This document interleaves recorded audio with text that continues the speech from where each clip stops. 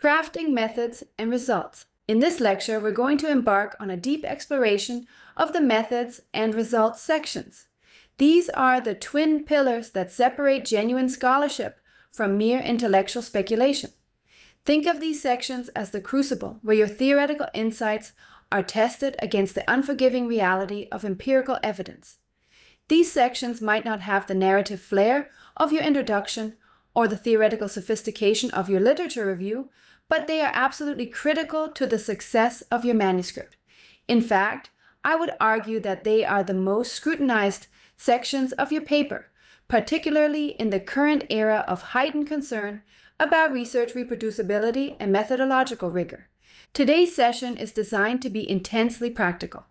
We'll be drawing on editorial wisdom from top journals, examining exemplars of methodological excellence, and dissecting common pitfalls that lead to manuscript rejection. My goal is that by the end of this lecture, you'll have a clear roadmap for constructing methods and results sections that are not just technically sound, but persuasive and compelling. This is about more than just following conventions. It's about building a foundation of trust with your readers and establishing your credibility as a rigorous scholar. The journey so far. In the previous lectures, we've journeyed through the initial stages of the research process. We learned how to craft compelling introductions that hook the reader and establish the importance of our work. We explored the narrative architecture of academic storytelling, learning how to create a sense of urgency and significance around our research questions. We discussed the importance of the hook, that opening that captures the reader's attention and makes them care about your research question. We examined techniques for establishing the theoretical and practical significance of the work, and we learned how to articulate a clear, focused research question that guides the rest of the paper. Most recently, we delved into the complexities of the literature review, moving beyond simple summarization to the art of synthesis and theoretical contribution. We learned how to map the intellectual territory of our field, identify gaps and contradictions, and position our own work within ongoing scholarly conversations. We discussed the difference between a literature dump that merely catalogs prior work and a strategic literature review that builds a compelling case for your contribution. We explored techniques for organizing the literature thematically rather than chronologically, and we practiced the art of synthesizing diverse perspectives into a coherent theoretical framework. In this lecture, we enter the empirical heart of research. If the introduction is the polished exterior and the literature review is the sophisticated navigation system, the methods and results sections are the powerful, meticulously engineered engine that drives the entire study forward. This is where the conceptual elegance of theory meets the rigorous reality of empirical testing. It is in these sections that the credibility of research is forged, where you move from making arguments to providing evidence. These sections answer the critical how and what questions. How exactly did you investigate your research question? What exactly did you find when you did so? The quality of these sections can make or break your manuscript. Even the most brilliant theoretical contribution can be rendered unpublishable by methodological flaws or poorly reported results. Conversely, a methodologically sound study with clearly reported results can sometimes overcome limitations in other sections. As we'll see today, editors and reviewers pay particular attention to these sections, looking for evidence of rigor, transparency, and alignment with your research questions. Why methods and results matter. Why do these sections matter so much? Consider this. In a survey of journal editors conducted by Bono and McNamara, 2011, methodological problems were identified as the #1 reason for manuscript rejection. Even brilliant theoretical contributions can be rendered unpublishable by flawed methods or poorly reported results. This finding is particularly striking because it suggests that many promising papers never even make it to the full review process due to fundamental methodological issues that editors can identify immediately. The specific methodological problems that lead to rejection are varied, but they often center around a mismatch between the research question and the research design. For example, using cross-sectional data to test causal hypotheses, employing inappropriate samples for the phenomenon being studied, or using measures that don't adequately capture the theoretical constructs. These are fatal flaws that cannot be fixed in the revision process. They require starting over with a new study design. Moreover, in the current era of heightened concern about research reproducibility, the scrutiny applied to methods and results sections has intensified. Reviewers are looking not just for interesting findings, but for findings they can trust, findings generated through transparent, rigorous, and appropriate methodological procedures. They want to see that your results are robust, that your analysis were conducted properly, and that your findings aren't merely artifacts of your specific analytical choices. This heightened scrutiny is reflected in evolving journal policies. Many journals now require more detailed reporting of methods, pre-registration of studies, sharing of data and materials, and more comprehensive reporting of results, including null findings. Some journals have introduced specialized methodological reviewers who focus exclusively on evaluating the rigor of your research design and analysis. Others have implemented transparency checklists that authors must complete, detailing their methodological decisions and analytical procedures. The goal of this lecture is to demystify the process of writing these sections. We will move beyond viewing them as dry, technical reports and instead approach them as crucial acts of persuasion. You are persuading your readers, and most importantly, your reviewers, that you have chosen the most appropriate and rigorous path to answer your research question, and that your findings are trustworthy. This persuasion happens not through rhetorical flourishes, but through meticulous attention to detail, logical organization, and transparent reporting. By the end of this lecture, you'll have a clear understanding of what makes for compelling methods and results sections, and you'll be equipped with practical strategies for crafting these sections in your own work. You'll learn to anticipate and address potential methodological concerns before reviewers raise them, and you'll develop a keen eye for the kinds of details that build credibility with your audience. Editorial wisdom. To guide us, we'll draw heavily on the editorial wisdom from the Academy of Management Journal, specifically the insights of Bono and McNamara, 2011, on research design, and Zhang and Shaw, 2012, on crafting the methods and results sections. These editorials are part of a series published in AMJ to help authors navigate the publication process, and they offer invaluable insights into what editors and reviewers are looking for in these critical sections. Bono and McNamara's 2011 editorial focuses on the fundamental issue of matching research questions with appropriate research designs. They identify this match as the single most important factor in determining whether a manuscript will be sent out for review or desk rejected. They provide concrete examples of common mismatches, such as using cross-sectional designs to test causal hypotheses or using inappropriate samples for the phenomenon being studied. Their insights help us understand the critical decisions that must be made before data collection even begins.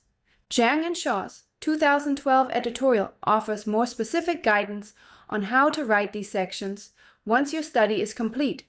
They introduce the 3 C's framework, completeness, clarity, and credibility that we'll be using throughout this lecture. They provide detailed examples of both effective and ineffective methods and results sections, highlighting the specific features that contribute to methodological persuasiveness. Their practical advice on organizing information, justifying choices, and presenting findings will serve as a roadmap for our discussion today. These editorials are particularly valuable because they distill the collective experience of editors who have seen thousands of manuscripts, both successful and unsuccessful.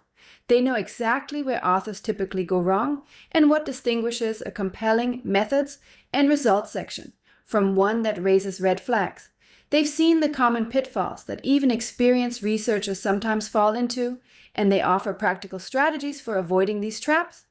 We'll also incorporate insights from more recent work by Dorobanto and colleagues, 2024, on the AMJ Management Research Canvas, which provides a holistic framework for ensuring coherence across all sections of your paper. This canvas helps visualize the connections between your research question, theoretical framework, methodology, findings, and contributions, ensuring that all elements of your paper are aligned. It's a powerful tool for checking whether your methods are appropriate for your research question and whether your results directly address your hypotheses. By drawing on these editorial insights, will gain a deeper understanding of the expectations and standards that your work will be judged against. We'll learn to see your manuscript through the eyes of editors and reviewers, anticipating their concerns and addressing them proactively. Learning objectives. By the end of this lecture, you will have developed a comprehensive toolkit for constructing and presenting the empirical core of your research. Specifically, you will be able to, first, master the core principles of research design. You will learn to ensure a tight, logical fit between your research question and your methodology. You'll develop the ability to identify the specific design requirements implied by different types of research questions, such as those focused on causality, processes, meanings, or prevalence. You'll also learn to recognize when mixed methods might be appropriate and how to integrate different methodological approaches to address complex research questions. Second, embody the 3 C's in your methods section. You will learn to write a methods section that exemplifies completeness, clarity, and credibility, leaving no room for ambiguity about your research process. You'll understand exactly what information to include, how to present it clearly, and how to justify your methodological choices. For completeness, you'll learn what details are essential for different types of studies, from experiments to archival analyses to qualitative research. For clarity, you'll master the art of precise, unambiguous methodological writing that eliminates the need for readers to guess what you did or why you did it. For credibility, you'll learn how to build trust with your readers by justifying your choices and demonstrating the rigor of your approach. Third, diagnose and avoid common design flaws. You will develop the ability to identify and preemptively solve the common methodological problems that frequently lead to a manuscript's rejection, such as inappropriate samples, flawed measurement, and improper model specification. You'll learn to spot these issues in your own work before reviewers do. This includes understanding the limitations of different data sources, recognizing when common method bias might be a concern, and knowing how to address potential endogeneity issues. You'll also learn to critically evaluate the match between your theoretical constructs and your operational measures, ensuring that you're actually measuring what you claim to be measuring. Fourth, craft a persuasive and objective results section. You will learn to present your empirical findings in a manner that is logical, objective, and compelling, again using the 3 C's as a guiding framework to build reader confidence in your data. This includes mastering the art of table construction, results narration, and visual presentation of findings. You'll learn how to organize your results to tell a coherent empirical story, how to report statistical analyses in a way that is both complete and accessible, and how to use figures effectively to illustrate complex patterns. You'll also understand the importance of reporting not just your main findings, but also robustness checks and alternative specifications that demonstrate the credibility of your results. And finally, ensure coherence and replicability. You will understand the critical symbiotic relationship between the methods and results sections, and how their seamless integration is the ultimate key to ensuring the replicability and enduring impact of your work. You'll learn to create a coherent empirical story that flows logically from your research questions to your conclusions. This includes ensuring that your analytical approach directly addresses your hypotheses, that your results are presented in a way that clearly maps onto your theoretical predictions, and that your methodological choices are consistent with the standards and expectations of your field. You'll also learn how to anticipate and address potential concerns about the replicability of your findings, providing the transparency and detail necessary for other researchers to build on your work. The purpose of the methods section. Let's begin by understanding the true purpose of the methods section. The most common and incomplete understanding is that it is simply a recipe. While it is true that a core purpose is replicability, the section's function is far more profound and multifaceted than merely providing a set of instructions for others to follow. Yes, another researcher must be able to read your methods section and, in theory, replicate your study exactly. This principle of replicability is a cornerstone of the scientific method, ensuring that our findings are not the product of chance or idiosyncratic procedures. When methods are incompletely or ambiguously reported, other researchers cannot verify your findings, which undermines the cumulative nature of scientific knowledge. Replicability requires detailed reporting of your sample, measures, procedures, and analyses, leaving no stone unturned and no decision unexplained. However, to view the methods section as just a recipe is to miss its persuasive power. The methods section is an argument. You are arguing that your chosen procedures, your sample, your measures, and your analytical strategy were the most appropriate and rigorous choices to test your hypotheses. You are systematically building a case for the validity of your study. This argumentative function is particularly important in fields where multiple methodological approaches are possible, and where there isn't a single, universally accepted way to study a phenomenon. In such contexts, you need to convince readers that your approach was not just acceptable, but optimal for addressing your specific research question. Think of it this way. When you present your methods section to readers, you're essentially saying, "Here's why you should believe my findings." You're establishing your credibility as a researcher and the trustworthiness of your data. This is particularly important in management research, where we often study complex, multifaceted phenomena that can be approached in multiple ways. The choices you make, from your research design to your sampling strategy to your analytical techniques, all signal your methodological sophistication and your understanding of the standards in your field. The methods section also serves an evaluative function. It provides readers with the information they need to assess the validity and reliability of your findings. This includes internal validity, the extent to which your study supports causal claims; external validity, the generalizability of your findings; construct validity, whether you're measuring what you claim to be measuring; and statistical conclusion validity, the appropriateness of your statistical analyses. Without a detailed methods section, readers cannot make informed judgments about these critical aspects of validity. Furthermore, the methods section has a pedagogical function. It helps other researchers learn from your methodological choices and procedures. This is particularly important for novel or innovative methods that may not be widely familiar. By providing detailed explanations of your approach, you contribute to the methodological development of your field and help other researchers adopt and adapt your techniques. Finally, the methods section serves a transparency function. It demonstrates your commitment to open science and builds trust with your audience. In an era of increasing concern about questionable research, practices, and p-hacking, transparent reporting of your methods signals that you have nothing to hide and that your findings are the product of rigorous ethical research practices. A well-crafted methods section fulfills all these functions: replicability, argumentation, evaluation, pedagogy, and transparency. It is not merely a technical requirement, but a critical component of your scholarly contribution. As we explore the 3 C's framework, keep these multiple functions in mind, and consider how each principle contributes to the overall persuasiveness and credibility of your methods section. The 3 C's framework, your methodological compass. To guide us in constructing this argument, we will adopt the framework proposed by Zhang and Shaw, 2012, in their editorial for AMJ. They suggest that an effective methods section must be evaluated on 3 key criteria, which we will call the 3 C's. Completeness. Have you provided a full and transparent account of your procedures? This means including all the information another researcher would need to replicate your study. No stone should be left unturned, no decision left unexplained. Completeness builds trust by demonstrating that you have nothing to hide.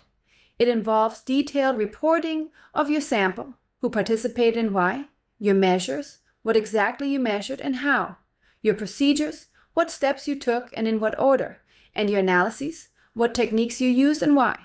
Completeness doesn't mean including every minute detail, but it does mean providing all the information that would be necessary for replication and evaluation. The specific details required will vary depending on your research approach, but the principle remains the same. Provide enough information that another researcher could, in principle, conduct the same study and analyze the data in the same way. Clarity. Have you explained what you did in a simple, direct, and unambiguous manner? Even the most complete description is useless if it's confusing or ambiguous. Clarity means writing in a way that eliminates any need for the reader to guess what you did or why you did it. It means using precise language, defining terms, and organizing information logically. Clarity involves avoiding jargon or, when specialized terms are necessary, defining them clearly. It means being specific rather than vague, providing concrete details rather than general statements. It also means organizing your methods section in a logical way, typically following the chronological order of your research process or using standard subsections, for example, sample, measures, procedure, analysis, to help readers navigate the information. Clarity is not just about writing style, but about demonstrating your own clear thinking about the research process. Credibility. Have you justified your choices and convinced the reader of the soundness of your approach? This goes beyond describing what you did to explaining why you did it that way. Credibility comes from demonstrating that your methodological choices were not arbitrary, but were the most appropriate for your research question and theoretical framework. It involves providing rationales for key decisions, acknowledging limitations, and showing that you've taken steps to address potential concerns. Credibility is enhanced by demonstrating your awareness of methodological best practices in your field and showing how your approach aligns with these standards. It also comes from being transparent about the challenges you faced and how you addressed them, rather than presenting an idealized version of your research process that glosses over difficulties. These 3 C's are interrelated and mutually reinforcing. Completeness without clarity can lead to information overload that obscures rather than illuminates your methods. Clarity without completeness can leave readers with a superficial understanding that raises more questions than it answers. And neither completeness nor clarity will establish credibility if your methodological choices are fundamentally flawed or poorly justified. Together, however, these 3 principles create a compelling methodological narrative that builds trust with your readers and establishes the foundation for your findings. These 3 C's will serve as our compass throughout this lecture, helping us navigate the complex terrain of methodological writing. They apply not only to the method section, but also to the results section, as we'll see later. By consistently evaluating your writing against these criteria, you can identify areas for improvement and ensure that your methodological reporting meets the highest standards of scholarly communication. As we explore each of these principles in more detail, I encourage you to think about how they apply to your own research projects. Consider how you might enhance the completeness, clarity, and credibility of your own method sections, and be prepared to apply these principles when evaluating the work of your peers. Evolution of methods reporting from brief to comprehensive. Before we explore how to achieve these 3 C's, it's worth noting how methodological reporting has evolved over time. This evolution reflects changing expectations in the scientific community and provides context for why certain practices are now considered essential. Understanding this historical context can help you appreciate why methodological reporting has become increasingly detailed and rigorous, and why the standards you'll be held to are more demanding than those of previous generations. If you look at journal articles from the 1950s and 1960s, you'll notice that method sections were often remarkably brief, sometimes just a paragraph or 2. The assumption was that readers were familiar with standard procedures, and detailed reporting was unnecessary.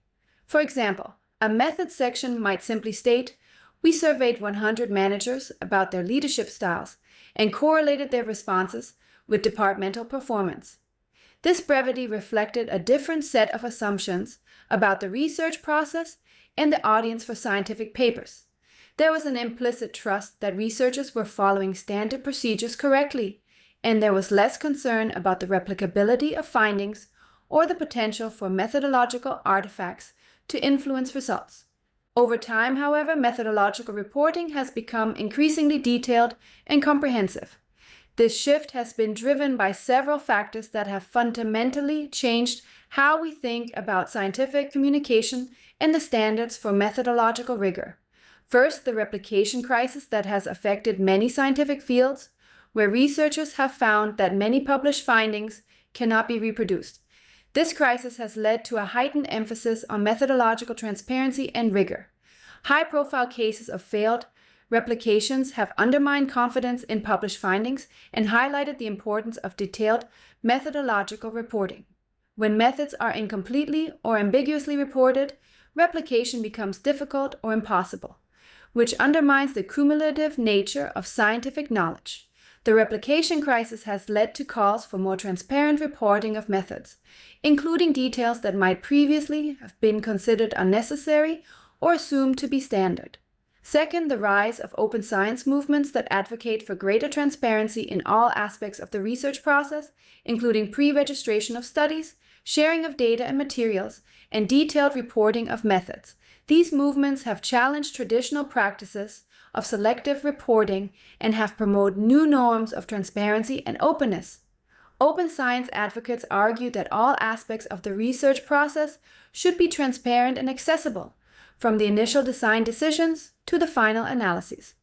This includes reporting not just what was done, but also what was not done, the roads not taken, the analysis that didn't work out, the unexpected challenges that arose during the research process.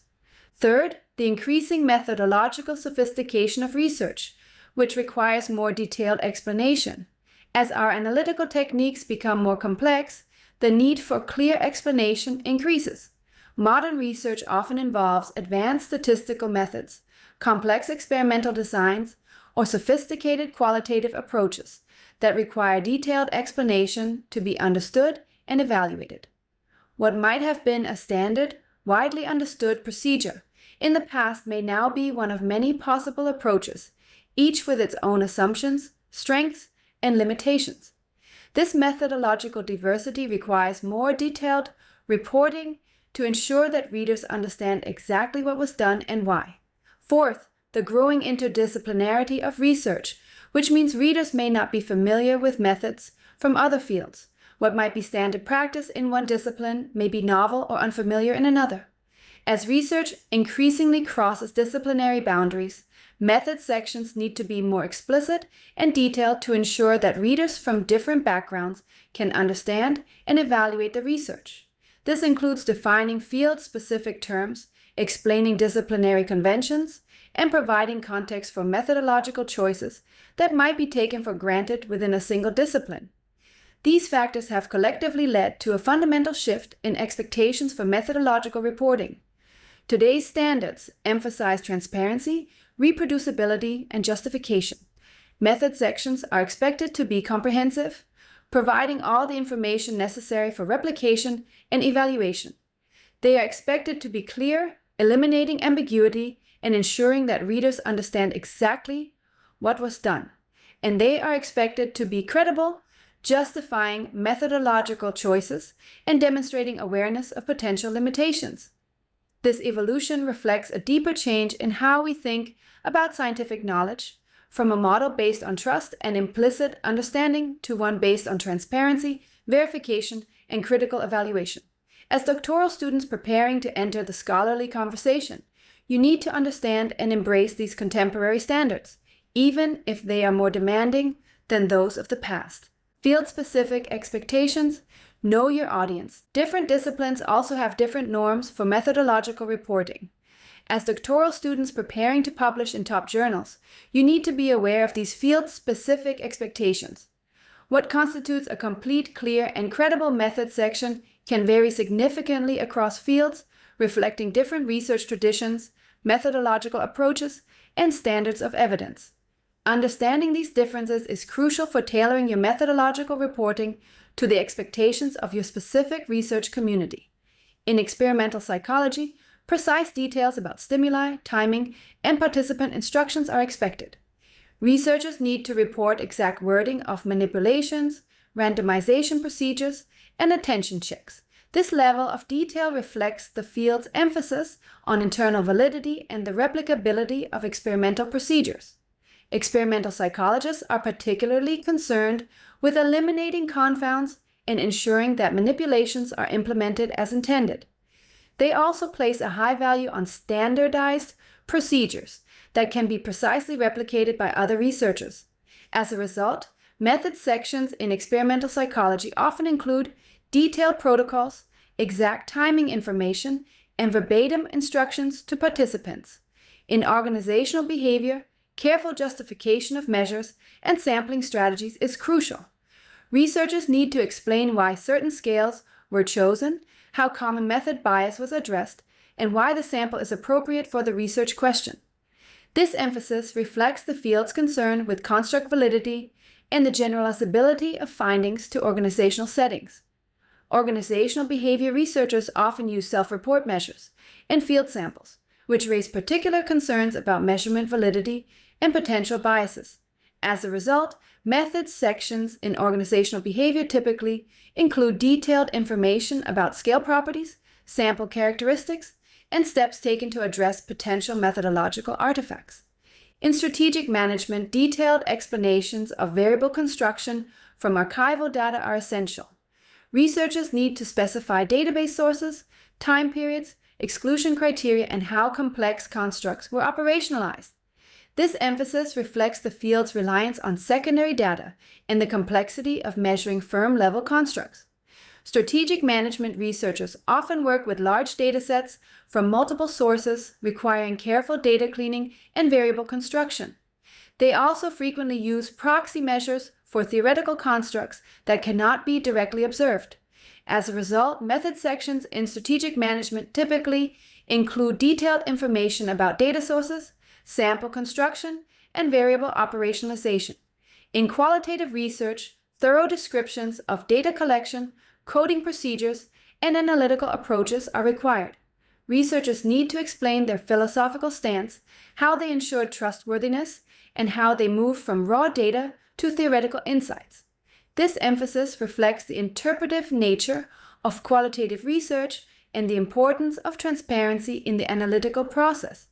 Qualitative researchers often make numerous subjective judgments during data collection and analysis, which need to be made explicit for readers to evaluate the credibility of the findings.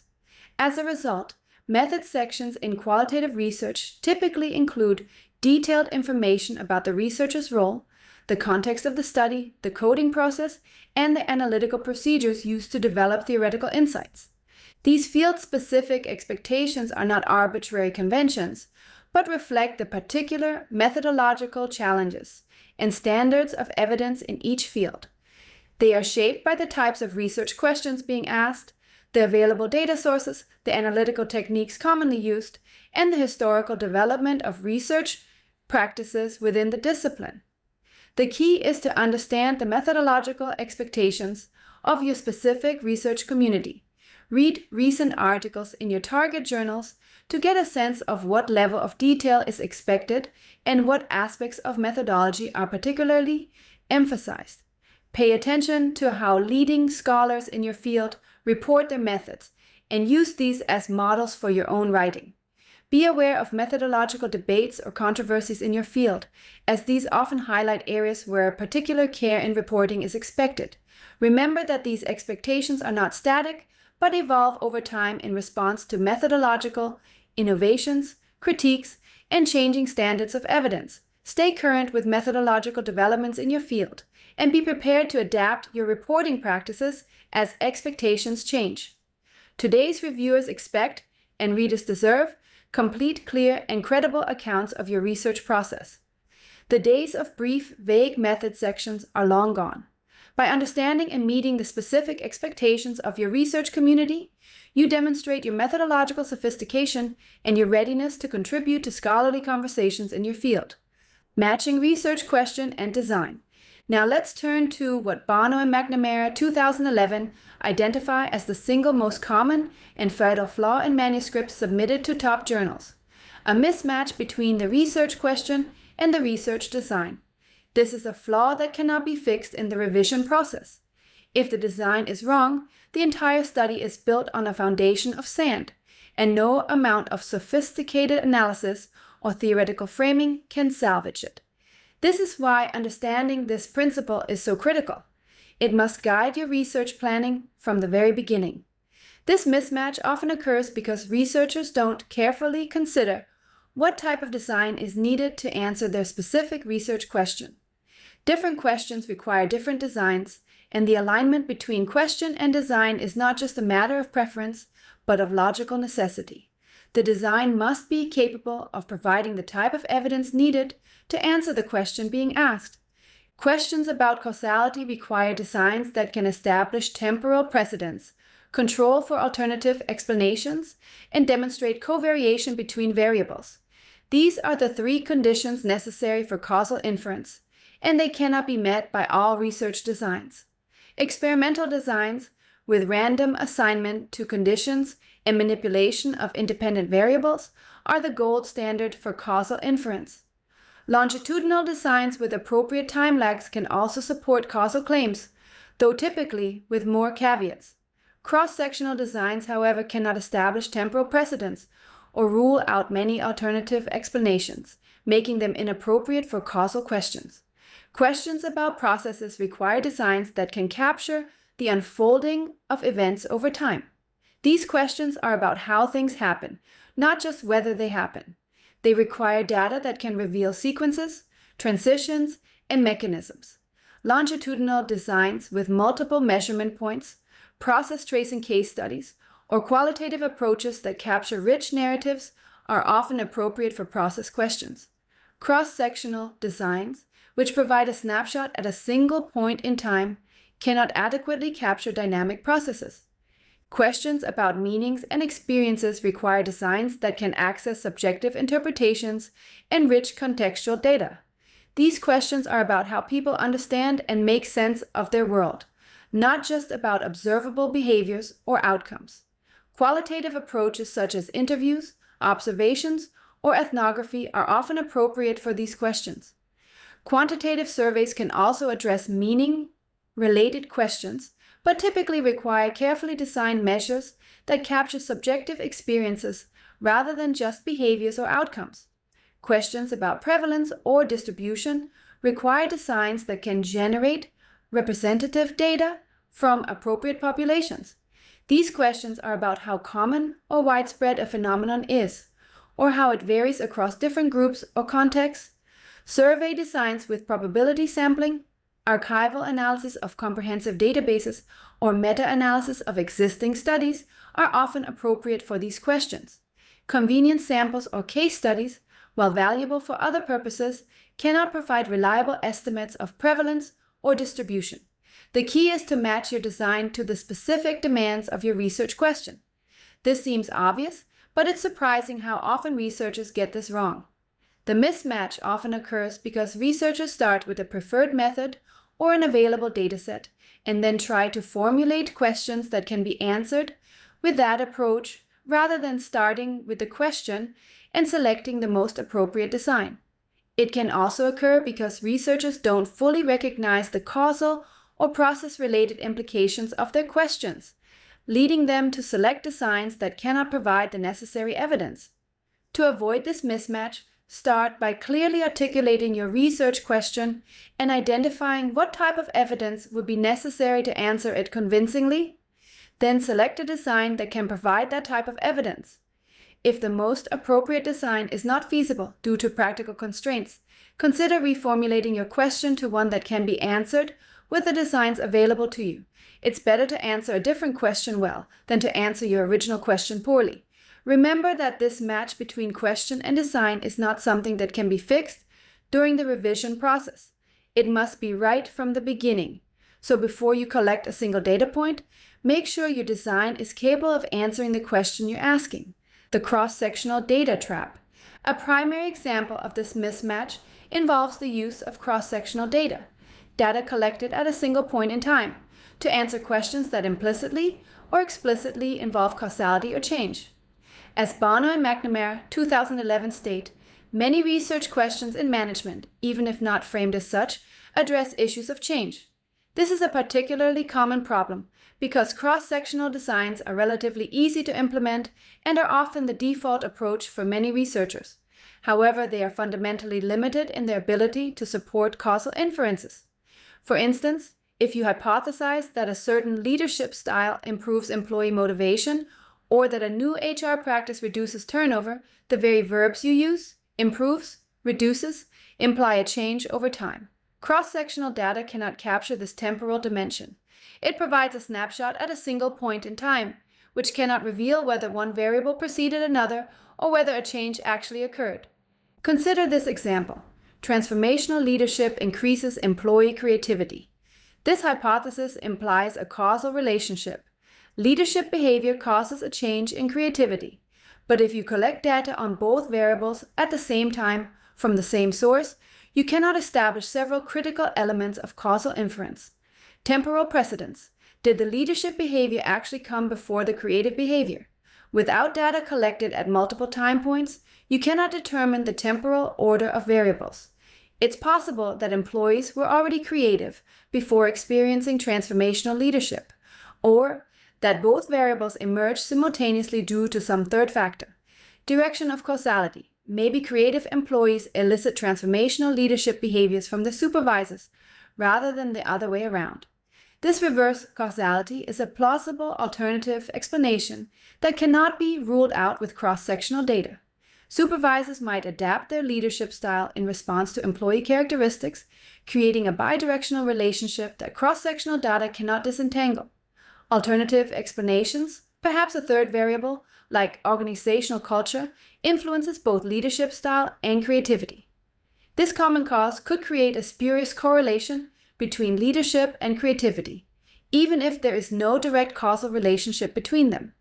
Without controlling for potential common causes or using designs that can rule out such alternatives, cross-sectional data cannot distinguish between genuine causal relationships and spurious correlations.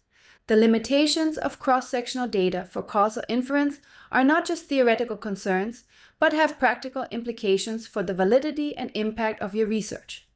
Journals are increasingly skeptical of causal claims based on cross-sectional data, and reviewers are likely to flag such mismatches as fundamental flaws. Even if your paper is published, its contribution may be limited if the evidence doesn't actually support the causal story you're trying to tell. Here's a practical tip. If your research question or hypothesis contains a verb that implies influence, change, or effect, for example, affects, leads to, increases, predicts, you almost certainly need a design that is not cross-sectional. You need longitudinal data, measurements at multiple time points, panel data, or an experimental design where you manipulate one variable to observe its effect on another. This doesn't mean that cross-sectional designs are never appropriate. They can be valuable for descriptive questions, for exploring associations between variables, or for testing the structural validity of theoretical models. But they should not be used to make causal claims or to test hypotheses that imply causal relationships. If you find yourself with cross-sectional data but causal questions, you have several options. You can reformulate your questions to focus on associations rather than causal relationships. You can acknowledge the limitations of your design and present your findings as preliminary evidence that needs to be confirmed with more rigorous designs. Or you can supplement your cross-sectional data with other sources of evidence, such as qualitative data that can provide insights into causal mechanisms or theoretical arguments that strengthen the plausibility of your causal story. The key is to be honest about what your design can and cannot tell you, and to align your claims with the evidence you actually have, not the evidence you wish you had. Inappropriate samples. The second common mismatch relates to the sample and procedures. The question is not whether a sample, for example students, a single organization, is inherently good or bad, but whether it is appropriate for the research question. This is a nuanced issue that requires careful consideration of the alignment between your sample and the phenomenon you're studying. Bono and McNamara 2011 provide an excellent example. Asking students with limited work experience to make executive-level strategic decisions is likely an inappropriate sample. However, asking those same students to participate in a scenario-based experiment about their preferred managerial style is likely a good fit. The appropriateness of the sample depends on whether the participants have the necessary experience, knowledge, or characteristics to provide meaningful data about the phenomenon of interest. Consider these contrasting examples. Inappropriate, using undergraduate business students to study how CEOs make acquisition decisions. Students lack the experience, context, and stakes involved in such high-level strategic decisions. They have not faced the complex pressures, constraints, and responsibilities that shape executive decision-making. Their responses would be based on theoretical knowledge or speculation rather than lived experience, limiting the validity and generalizability of the findings. This mismatch between sample and research question undermines the credibility of the entire study. Appropriate. Using undergraduate business students to study how cognitive biases affect decision-making under uncertainty. Here, the basic cognitive processes being studied are likely similar across populations. The focus is on fundamental psychological mechanisms that are not unique to specific professional contexts. Students can meaningfully engage with experimental tasks designed to elicit these biases, and their responses can provide valid insights into the cognitive processes of interest. The alignment between sample and research question enhances the credibility of the findings. Inappropriate. Studying cultural differences in negotiation styles using participants from a single country. The research question demands cross-cultural comparison, which cannot be achieved with a monocultural sample. Cultural differences, by definition, require data from multiple cultural contexts to be observed and analyzed. Using participants from a single country would provide no variation on the key variable of interest, culture, making it impossible to address the research question. This fundamental mismatch cannot be overcome through analytical techniques or theoretical framing. Appropriate. Studying the effect of power dynamics on negotiation outcomes using participants from a single country. Here, the focus is on a psychological process that can be studied within a single cultural context. Power dynamics can be manipulated or measured within any cultural setting, and their effects on negotiation outcomes can be observed without cross-cultural comparison. The sample is appropriate because it provides the necessary variation on the key variables of interest, power, and negotiation outcomes, allowing the research question to be meaningfully addressed. These examples illustrate that sample appropriateness is not about abstract quality, but about alignment with the specific research question. A sample that is perfectly appropriate for one question may be completely inappropriate for another. The key is to justify why your specific sample is appropriate for your specific research question. This justification should be explicit and theoretically grounded, not assumed. When evaluating sample appropriateness, consider several factors. Relevance. Do the participants have the necessary experience, knowledge, or characteristics to provide meaningful data about the phenomenon of interest? Variation. Does the sample provide sufficient variation on the key variables of interest to allow the research question to be addressed? Generalizability. To what population do you want to generalize your findings, and does your sample allow for such generalization? Practical constraints. What are the practical limitations on sampling, and how might they affect the validity and generalizability of your findings? By carefully considering these factors, you can select a sample that is appropriate for your research question and justify your choice to reviewers and readers. This justification is not just a defensive measure, but an opportunity to demonstrate your methodological sophistication and your understanding of the alignment between your research question and your empirical approach. Research question design match. Example 1. Leadership and creativity. Let me give you some concrete examples to illustrate this principle of matching research questions with appropriate designs. Example 1. Consider a research question that asks, how does transformational leadership improve employee creativity? This question has several important characteristics. First, it implies a causal relationship. Transformational leadership is proposed to cause an improvement in creativity. Second, it suggests a process. The how indicates that we're interested in the mechanism through which leadership influences creativity. Third, it implies change over time.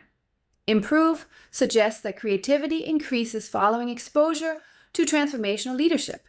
These characteristics have important implications for the appropriate research design. Poor design. Match. A cross-sectional survey where employees rate their supervisor's leadership style and self-report their creativity at the same time. This design has several critical flaws. It cannot establish temporal precedents. Which came first, the leadership or the creativity? Without data collected at multiple time points, we cannot determine whether leadership behaviors preceded creative behaviors or vice versa. This is a fundamental requirement for causal inference that cross-sectional designs cannot meet. It cannot rule out reverse causality. Maybe creative employees elicit transformational behaviors from leaders. It's entirely plausible that supervisors adapt their leadership style in response to employee characteristics, rather than leadership causing changes in employee behavior. Cross-sectional data cannot distinguish between these alternative causal directions. It is subject to common method bias, same source for both variables at the same time. When the same person provides data on both the predictor and outcome variables at the same time, their responses may be influenced by factors like mood, response tendencies, or implicit theories about how the variables should be related. This can create artificial correlations that do not reflect the true relationship between the variables. It cannot capture the process of improvement, which implies change over time. The how in the research question suggests that we're interested in the mechanism through which leadership influences creativity, but a cross-sectional design provides no data on processes or changes over time. Better design match. A time-lagged study where employees rate the supervisor's leadership style at time 1 and supervisors rate employee creativity at time 2, perhaps 3 months later. This design addresses several of the flaws. It establishes temporal precedence by measuring leadership before creativity.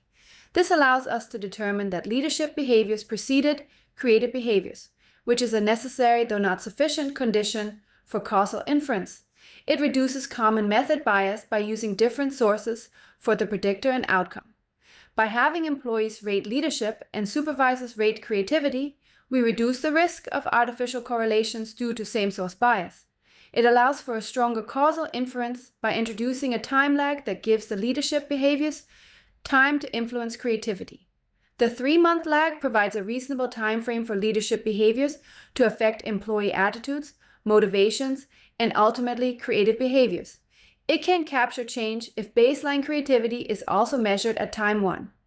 By measuring creativity at both time points, we can assess whether there was an actual improvement following exposure to transformational leadership. Best design match. A field experiment where leaders are randomly assigned to receive transformational leadership training or a control condition, with employee creativity measured before and after the intervention. This design offers the strongest basis for causal inference. It establishes temporal precedence through the before and after measurement. By measuring creativity both before and after the leadership intervention, we can clearly establish the temporal order of variables. It controls for alternative explanations through random assignment. By randomly assigning leaders to training or control conditions, we equalize the groups on all other factors that might influence creativity, allowing us to isolate the effect of leadership. It directly manipulates the independent variable, leadership style. Rather than merely measuring existing leadership behaviors, we actively intervene to change leadership style, providing stronger evidence of causality. It can capture the process of improvement by measuring change in creativity over time. By measuring creativity at multiple time points, we can track the trajectory of change following the leadership intervention. It can incorporate process measures to address the how aspect of the research question. By measuring potential mediating variables, e.g., employee motivation, psychological empowerment, at intermediate time points, we can examine the mechanisms through which leadership influences creativity. The key point is that different designs offer different levels of internal validity, confidence in causal relationships, and external validity, generalizability to real-world settings. Your choice should be guided by your specific research question and the type of inference you want to make. For questions about causal relationships and processes, designs that can establish temporal precedence, control for alternative explanations, and capture change over time are essential. Research question design. Match example 2. Consider a research question that asks, what factors do executives consider when making strategic acquisition decisions? This is an exploratory question about a complex decision-making process. It's asking about the subjective considerations and cognitive processes of executives, not testing a causal relationship. The question is focused on understanding the content and structure of executive decision-making, rather than predicting outcomes or testing relationships between variables. These characteristics have important implications for the appropriate research design. Poor design match. A survey with closed-ended questions asking executives to rate the importance of predetermined factors on a Likert scale. This design has several limitations. It constrains responses to factors the researcher has predetermined, potentially missing important considerations. The research question is exploratory, seeking to discover what factors executives consider. But the survey approach presupposes that we already know what these factors are. This creates a fundamental mismatch between the open-ended nature of the question and the closed-ended nature of the method. It doesn't capture the richness and complexity of the decision-making process. Strategic acquisition decisions involve nuanced considerations, contextual factors, and dynamic interactions that cannot be adequately captured through simple rating scales. The survey approach reduces a complex, cognitive process to a set of static ratings, losing much of the depth and texture that the research question aims to explore. It doesn't allow for understanding how these factors interact or how the context shapes their importance. Executives don't consider factors in isolation, but weigh them against each other and adjust their importance based on specific contexts. A survey with predetermined factors cannot capture these interactions and contextual influences, which are central to understanding the decision-making process. It may be subject to social desirability bias or post hoc rationalization. Executives might rate factors based on what they think they should consider, e.g., strategic fit, synergies, rather than what they actually consider in practice. They might also reconstruct their decision processes after the fact, emphasizing rational considerations over emotional or intuitive factors that may have played a significant role. Better design match in-depth interviews with C-suite executives who have led major acquisitions using open-ended questions and probes to explore their decision processes. This design is well suited to the exploratory nature of the question. It allows executives to describe their thought processes in their own words. Rather than imposing predetermined categories, interviews allow executives to articulate the factors they consider in their own language, revealing their actual decision frameworks rather than fitting them into the researcher's preconceived notions. It can capture unexpected factors and nuances that the researcher might not have anticipated. The open-ended nature of interviews allows for discovery of considerations that might not appear in the existing literature or that might be specific to particular industries, companies, or decision contexts. It provides rich contextual information about how decisions unfold in real organizational settings. Interviews can explore the organizational, industry, and market contexts that shape acquisition decisions, as well as the temporal dynamics of how decisions evolve over time. It can explore how different factors are weighted and how they interact in complex ways. Through careful probing, interviewers can uncover how executives prioritize different considerations, how they resolve conflicts between competing factors, and how they integrate multiple considerations into a coherent decision. It can access the subjective experiences and cognitive processes that underlie decision-making. Interviews can explore not just what executives consider, but how they think about these factors, their mental models, heuristics, and decision rules that guide the acquisition process. Complementary design, a follow-up survey based on the interview findings, sent to a larger sample of executives to test the generalizability of the identified factors. This mixed methods approach combines the depth of qualitative exploration with the breadth of quantitative confirmation. The qualitative phase identifies the relevant factors and processes.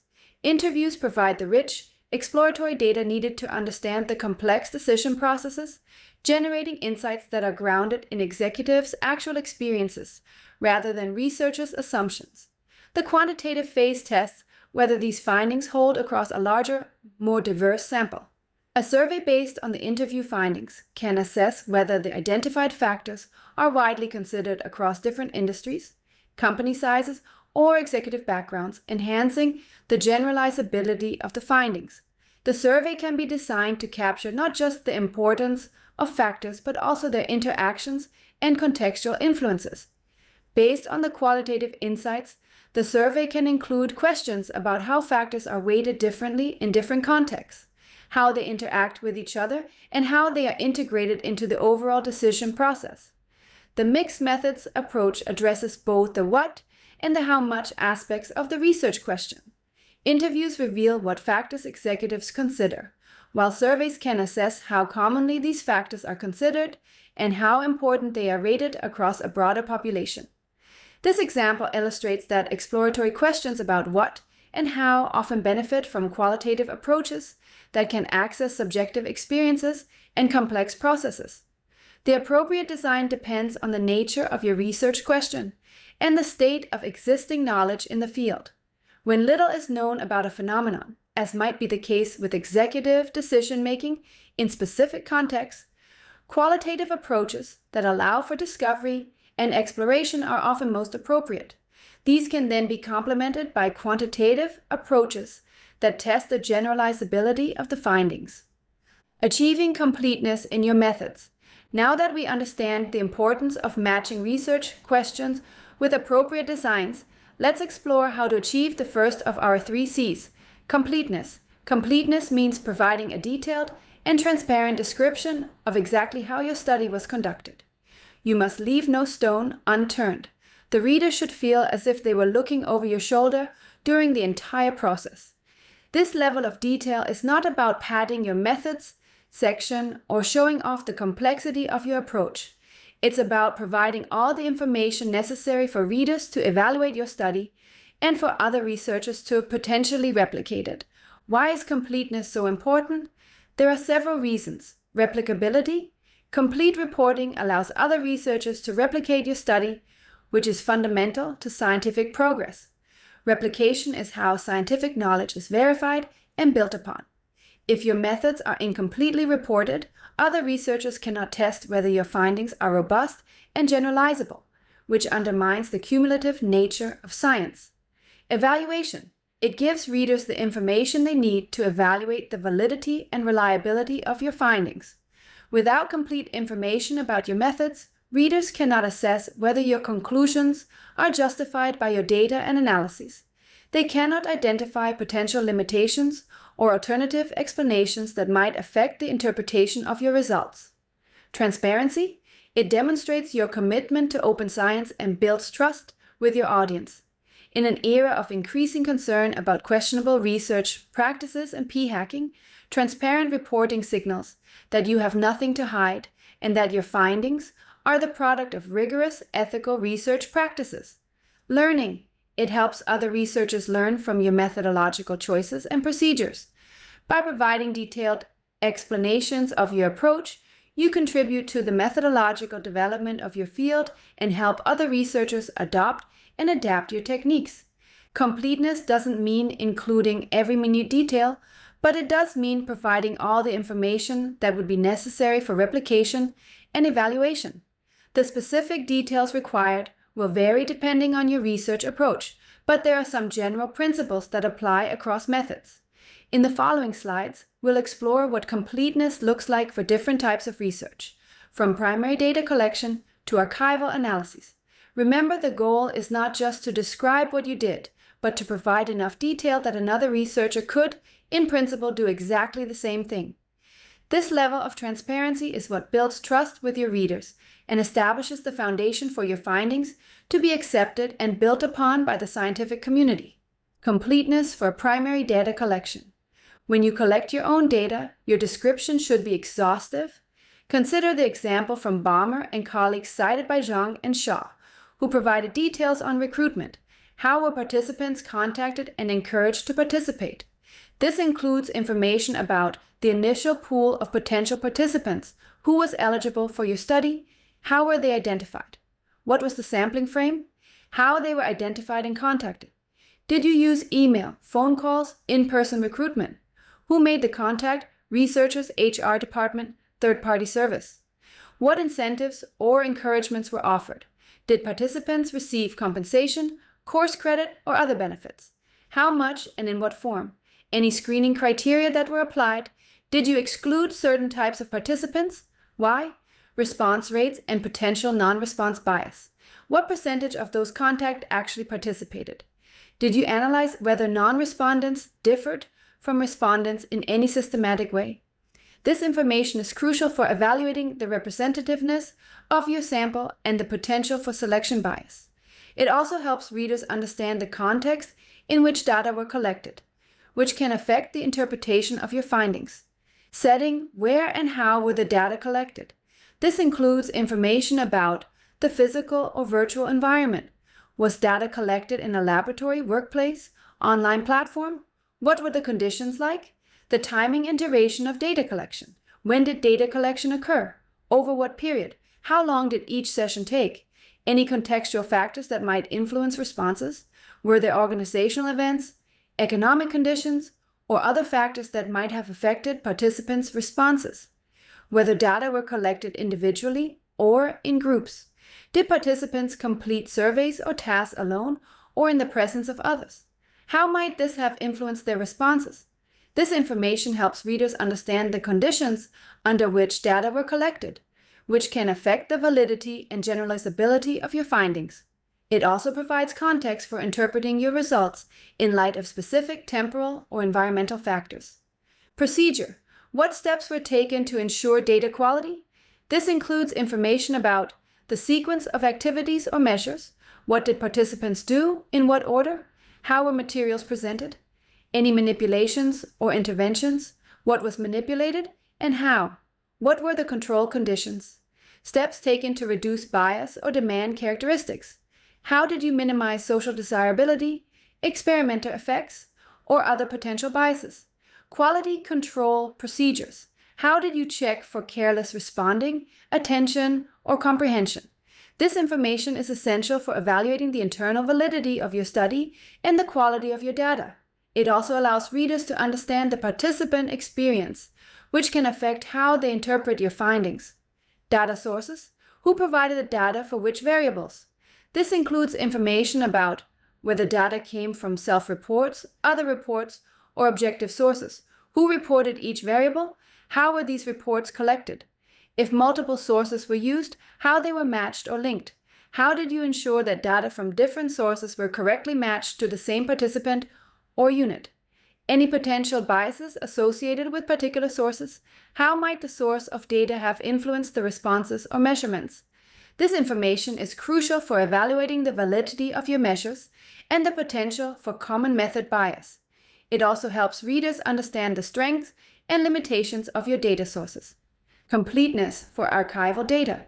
When using existing databases, completeness is just as crucial. You should provide a detailed account of source, clearly name the database or databases used. This includes information about the specific version or edition of the database. Which version or update of the database did you use? This is important because databases are often updated, and different versions may contain different data or use different coding schemes. The access point. How did you access the database? Through what platform or service? This information can be important for understanding any filtering or pre-processing that might have occurred before you received the data. Any special permissions or restrictions? Did you need special access to certain data fields? Were there any restrictions on how the data could be used or reported? This information helps readers understand the scope and limitations of your data access. This information is essential for other researchers who might want to replicate your study or build on your findings. It also provides context for understanding the quality and comprehensiveness of your data source. Sample frame. Describe the initial population and the time period covered. This includes information about the universe of potential observations. What was the full set of entities or events that could have been included in your study? For example, all publicly traded US firms, all employees in a particular organization, all articles published in certain journals. The time period and its justification. What years or time frame did your data cover? Why was this period chosen? Was it based on data availability, theoretical considerations, or practical constraints? Any inclusion criteria applied at this stage? What types of observations were included in your initial sample? For example, only firms in certain industries, only full-time employees, only articles on certain topics. This information helps readers understand the scope and boundaries of your study, which affects the generalizability of your findings. It also provides context for interpreting your results in light of specific temporal or contextual factors. Exclusion criteria detail how many observations were lost and for what reasons. This includes information about missing data and how it was handled, what variables had missing values, how many observations were affected. Did you use deletion, imputation, or other techniques to address missing data? Outliers and how they were identified. How did you define and identify outliers? How many were there? Were they excluded, transformed, or handled in some other way? Any other filtering criteria and their justification. What other criteria were used to exclude observations? Why were these criteria chosen? How many observations were excluded based on each criterion? The number of observations at each stage of data cleaning. How did your sample size change as you applied each exclusion criterion? This helps readers understand the cumulative impact of your data cleaning decisions. This information is crucial for evaluating the representativeness of your final sample and the potential for selection bias. It also allows readers to assess whether your data cleaning decisions were reasonable and consistent with standard practices in your field. Variable construction. Explain precisely how you constructed your variables from the raw data provided in the archive. This includes information about the specific items or fields used, which data fields or items from the database were used to construct each variable. What were the original names or codes for these fields? Any calculations, transformations, or aggregations? How were raw data transformed into your variables? What formulas or algorithms were used? Were any variables standardized, normalized, or otherwise transformed? How complex constructs were operationalized? For theoretical constructs that cannot be directly observed, how were they measured or proxied? What is the conceptual justification for these operationalizations? Any standardization or normalization procedures? Were variables standardized or normalized in some way? How and why? This information is essential for understanding exactly what your variables represent and how they relate to the theoretical constructs in your study. It also allows other researchers to replicate your variable construction process, which is necessary for replicating your findings. The replicability test for completeness. The ultimate test for completeness is this. Could another scholar, armed only with your methods section and access to the same resources, replicate your dataset and your analysis exactly? If the answer is no, your section is incomplete. This is a high standard, but it's one that reflects the fundamental scientific principle of replicability. Science advances through the accumulation of findings that can be verified and built upon by other researchers. If your methods are not reported completely enough to allow replication, your contribution to this cumulative process is limited. To ensure completeness in your methods section, ask yourself these key questions. 1. Have you described the initial population and how the final sample was derived? For primary data, who was invited to participate? What was the response rate? This information is crucial for evaluating the representativeness of your sample and the potential for selection bias. It also provides context for understanding the generalizability of your findings. For archival data, what was the starting population? What exclusion criteria were applied? This information helps readers understand the scope and boundaries of your study, which affects the generalizability of your findings. It also allows them to assess whether your sample construction decisions were reasonable and consistent with standard practices in your field. For both, how representative is your final sample of the population of interest? This information is essential for evaluating the external validity of your findings and the extent to which they can be generalized to other contexts or populations. 2. Have you explained all inclusion and exclusion criteria? What types of participants or observations were included or excluded? This information helps readers understand the composition of your sample and the potential for selection bias. It also provides context for interpreting your findings in light of the specific characteristics of your sample. Why were these criteria chosen? This information helps readers evaluate the reasonableness and theoretical justification for your sampling decisions. It also allows them to assess whether these decisions might have introduced biases or limitations that affect the interpretation of your findings. How many cases were lost at each stage of filtering? This information helps readers understand the cumulative impact of your sampling decisions and the potential for selection bias. It also provides context for evaluating the representativeness of your final sample. 3. Have you detailed the timing and sequence of data collection? When was the data collected? This information helps readers understand the temporal context of your study, which can affect the interpretation of your findings. It also provides important context for evaluating the relevance and currency of your results. If multiple waves, what was the time lag between them? This information is crucial for understanding the temporal dynamics of your study and the potential for causal inference. It also helps readers evaluate whether the time lags were appropriate for the phenomena being studied. How might the timing have influenced the responses or data quality? This information helps readers understand potential temporal biases or contextual factors that might have affected your data. It also provides important context for interpreting your findings in light of specific historical or organizational events. 4. Have you specified who provided what data and how it was collected? For primary data, who reported each variable? How were they collected? This information is crucial for evaluating the validity of your measures and the potential for common method bias. It also helps readers understand the strengths and limitations of your data sources. For archival data, which databases provided which variables? This information helps readers understand the quality and comprehensiveness of your data sources. It also provides context for evaluating the reliability and validity of your measures. For both, what are the strengths and limitations of these data sources? This information helps readers evaluate the quality of your data and the potential for biases or limitations that might affect the interpretation of your findings. It also demonstrates your awareness of the strengths and limitations of your approach. 5.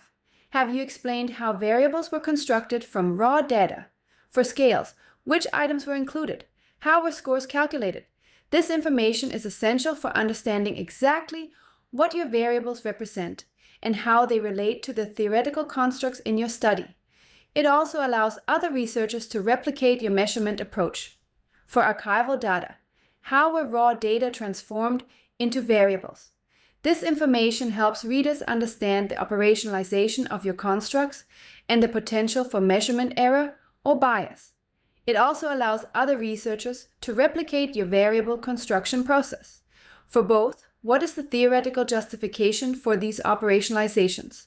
This information helps readers evaluate the construct validity of your measures and the alignment between your theoretical framework and your empirical approach. It also demonstrates your awareness of the conceptual foundations of your measurement decisions. 6. Have you described all data cleaning procedures? How were missing data handled? This information helps readers understand the completeness of your dataset and the potential for biases introduced by missing data. It also allows them to evaluate whether your approach to missing data was appropriate and consistent with best practices. How were outliers identified and addressed? This information helps readers understand the distribution of your data and the potential impact of extreme values on your findings. It also allows them to evaluate whether your approach to outliers was reasonable and justified. What other data quality checks were performed? This information helps readers understand the steps you took to ensure the quality and integrity of your data. It also demonstrates your commitment to rigorous data management and analysis. 7. Have you reported response rates and potential non-response bias? What percentage of the initial sample is represented in the final analysis? This information helps readers evaluate the representativeness of your sample and the potential for selection bias. It also provides context for understanding the generalizability of your findings. Is there any evidence of systematic differences between responders and non-responders? This information helps readers evaluate the potential for non-response bias, which can affect the validity and generalizability of your findings. It also demonstrates your awareness of this potential limitation and your efforts to address it. How might non-response bias affect your findings? This information helps readers understand the potential implications of non-response for the interpretation of your results. It also demonstrates your critical thinking about the limitations of your data and the robustness of your findings. If you can answer yes to all these questions, your methods section is likely to pass the replicability test. If not, you need to add more detail to ensure completeness. Remember, completeness is not just about quantity of information, but about providing the right information, the details that are necessary for understanding, evaluating, and potentially replicating your study. The goal is not to overwhelm readers with minutiae, but to provide a transparent and comprehensive account of your research process that builds trust and enables scientific progress. Completeness. Example, primary data collection, contrast, and compare. Let me give you some contrasting examples to illustrate what completeness looks like in practice. For primary data collection, a poor example would be, we collected data from employees at a technology company using an online survey. This description fails the completeness test on multiple levels. It doesn't specify how many employees were contacted, how they were recruited, what the response rate was, when the data were collected, what measures were used, how the survey was administered, who provided data for which variables, how data quality was ensured. This vague description provides almost no information about the research process, making it impossible for readers to evaluate the quality of the data or for other researchers to replicate the study. It raises more questions than it answers and undermines the credibility of the findings.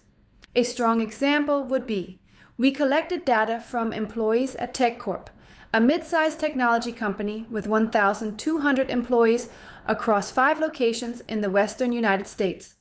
Participants were recruited via email invitation sent by the HR department, followed by 2 reminder emails at 1-week intervals.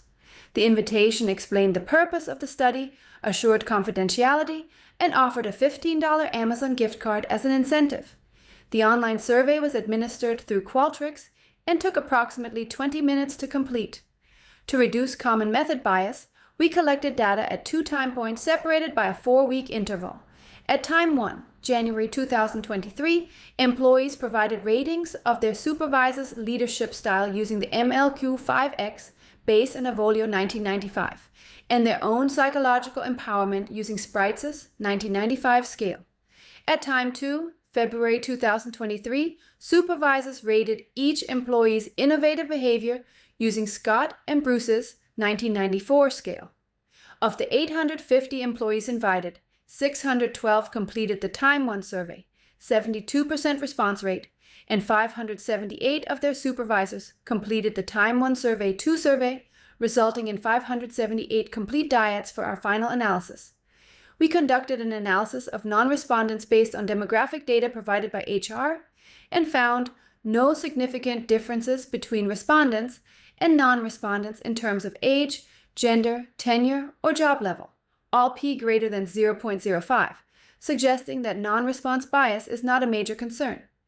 This description provides a comprehensive account of the data collection process, including the organizational context, mid-sized technology company with 1,200 employees across 5 locations, the recruitment strategy and incentives, email invitation, reminder emails, $15 Amazon gift card, the data collection platform Qualtrics, the timing and sequence of data collection, 2 time points separated by a 4-week interval, January and February 2023, the specific measures used, MLQ-5X, Spritzer's Psychological Empowerment Scale, Scott and Bruce's Innovative Behavior Scale, the sources of different variables, employees rated leadership and empowerment, supervisors rated innovative behavior, the sample size and response rate, 850 invited, 612 completed time, 578 complete dyads, 72% response rate, an assessment of potential non-response bias, no significant differences on key demographics. With this level of detail, another researcher could, in principle, replicate the data collection process, which is the ultimate test of completeness. The description also provides readers with the information they need to evaluate the quality of the data and the potential for biases or limitations that might affect the interpretation of the findings. The contrast between these 2 examples highlights the importance of completeness in methodological reporting. The poor example leaves readers in the dark about critical aspects of the research process, undermining trust and limiting the contribution of the study. The strong example builds credibility by providing a transparent and comprehensive account of how the data were collected, establishing a solid foundation for the findings that follow.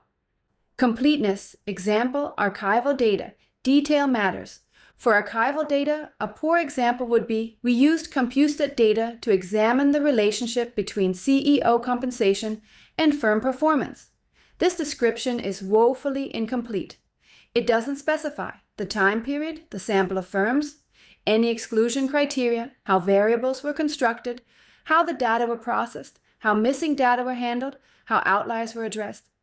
This vague description provides almost no information about the dataset construction process, making it impossible for readers to evaluate the quality of the data or for other researchers to replicate the study. It raises numerous questions about the scope, boundaries, and quality of the data, undermining the credibility of the findings. A strong example would be, we constructed a panel dataset using data from multiple sources to examine the relationship between CEO compensation and firm performance from 2010 to 2020. Financial data were obtained from Composite North America, accessed through WRDS, for all S&P 500 firms. CEO compensation data were collected from ExecuComp, which provides detailed information on salary, bonuses, stock options, and other forms of compensation. We began with all firms that appeared in the S&P 500 at any point during our study period, N equals 642. We excluded financial firms, SIC code 6000 to 6999, due to their distinct regulatory environment in equals 103, and firms with missing data on key variables in equals 127, resulting in a final sample of 3,842 firm year observations, representing 412 unique firms. To address potential survivorship bias, we included firms that entered or exited the S&P 500 during our study period. Firm performance was measured using both accounting and market-based measures. Return on assets, ROA, was calculated as net income divided by total assets. Tobin's Q was calculated as the ratio of market value to book value of assets. CEO total compensation was measured as the sum of salary, bonus, value of stock options granted, value of restricted stock granted, and other annual compensation as reported in ExecuComp variable T, DC1. We log transformed this variable to address its skewed distribution. Control variables included firm size, log of total assets, and firm age, years since founding.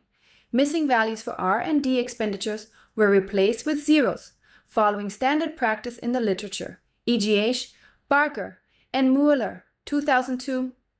This description provides a comprehensive account of the dataset construction process, including the specific databases used, Composite North America, ExecuComp, the time period covered, 2010 to 2020, the initial sample frame, all firms that appeared in the S&P 500 during the study period, the exclusion criteria and rationale, financial firms due to distinct regulatory environment, firms with missing data, the resulting sample size, 3,842 firm year observations, representing 412 unique firms, the exact calculation of each variable, ROA as net income divided by total assets, Tobin's Q as market value to book value, etc. The handling of missing data, replacing missing R&D with zeros. With this level of detail, another researcher could, in principle, reconstruct the same dataset, which is the ultimate test of completeness for archival data. The description also provides readers with the information they need to evaluate the quality of the data and the potential for biases or limitations that might affect the interpretation of the findings. The contrast between these two examples highlights the importance of completeness in reporting archival data construction. The poor example leaves readers with almost no understanding of the dataset, undermining trust and limiting the contribution of the study. The strong example builds credibility by providing a transparent and comprehensive account of how the dataset was constructed, establishing a solid foundation for the findings that follow. Completeness in methodological reporting is not just a technical requirement, but a fundamental aspect of scientific integrity. By providing a complete account of your research process, you build trust with your readers, enable scientific progress through replication, and establish the credibility of your findings. Whether you're collecting primary data or using archival sources, the principle remains the same. Provide enough detail that another researcher could, in principle, do exactly what you did. Achieving clarity in your methods, eliminate ambiguity. The second of our 3 C's is clarity. Clarity means writing in a way that is simple, direct, and free of ambiguity. Your goal is to eliminate any need for the reader to guess what you did or why you did it. Why is clarity so important? Even the most complete description is useless if it's confusing or ambiguous. Clarity ensures that readers can understand your procedures without struggling to interpret your meaning. It also demonstrates your own clear thinking about the research process. A clear methods section reflects clear thinking about your research design and execution, while a confusing or ambiguous section may suggest confusion or ambiguity in your research process itself. Clarity in methodological writing involves several key principles. Use precise language. Avoid vague terms and jargon. Define technical terms when they first appear. Instead of saying, "We used a standard measure of leadership," specify exactly which measure you used, including the author, year, and version. Instead of saying participants were asked about their work experiences, specify exactly what questions were asked and how they were framed. Precision eliminates ambiguity and ensures that readers understand exactly what you did. Be specific. Instead of saying, "We used a large sample," say, "We used a sample of 412 firms." Instead of saying, "We collected data over several months," specify the exact time period, e.g., from January 15th to April 30th, 2023. Specificity provides concrete details that help readers understand the scope and context of your study. Organize logically. Present information in a logical sequence, typically following the chronological order of your research process. Start with your sample and data collection, then describe your measures, then your procedures, and finally your analytical approach. This logical flow helps readers follow your research process and understand how each element relates to the others. Use subheadings. Break up the methods section into clear subsections, e.g., sample, measures, procedure, analysis. This structure helps readers navigate your methods section and quickly find the information they're looking for. It also ensures that you cover all the essential elements of your methodology. Be consistent. Use the same terms throughout your paper. If you call a variable transformational leadership in your theory section, don't switch to TFL or leadership style in your methods section. Consistency in terminology helps readers track your variables and understand how your methods relate to your theoretical framework. Let's explore some common pitfalls that undermine clarity and how to avoid them. In the following slides, we'll examine specific examples of unclear methodological writing and how to improve them. We'll focus on 2 particularly problematic areas: the adaptation of established measures and the coding of variables. These are areas where clarity is often compromised, leading to confusion and skepticism among readers. Remember, the goal of clarity is not just to make your methods section easier to read, but to eliminate any ambiguity about what you did and why you did it. This transparency is essential for building trust with your readers and establishing the credibility of your findings. Clarity pitfall. We adapted items. The first common pitfall is the phrase, "we adapted items." This is an immediate red flag for any experienced reviewer. While it is sometimes necessary to modify existing scales, you cannot simply state that you did so. Doing so destroys the validity argument that comes with using an established measure. When you use an established measure, you're implicitly arguing that your variable is the same construct that has been validated in previous research. You're leveraging the psychometric work that has already been done to establish the reliability and validity of the measure. This is a powerful argument for the quality of your data, but when you adapt a measure without proper validation, you're essentially creating a new measure with unknown psychometric properties. This undermines the credibility of your findings because readers cannot be confident that you're measuring what you claim to be measuring. The problem is not with adaptation itself. There are legitimate reasons to modify existing measures, such as adapting them to a different context or population. The problem is with inadequate reporting of what adaptations were made, why they were necessary, and how the adapted measure was validated.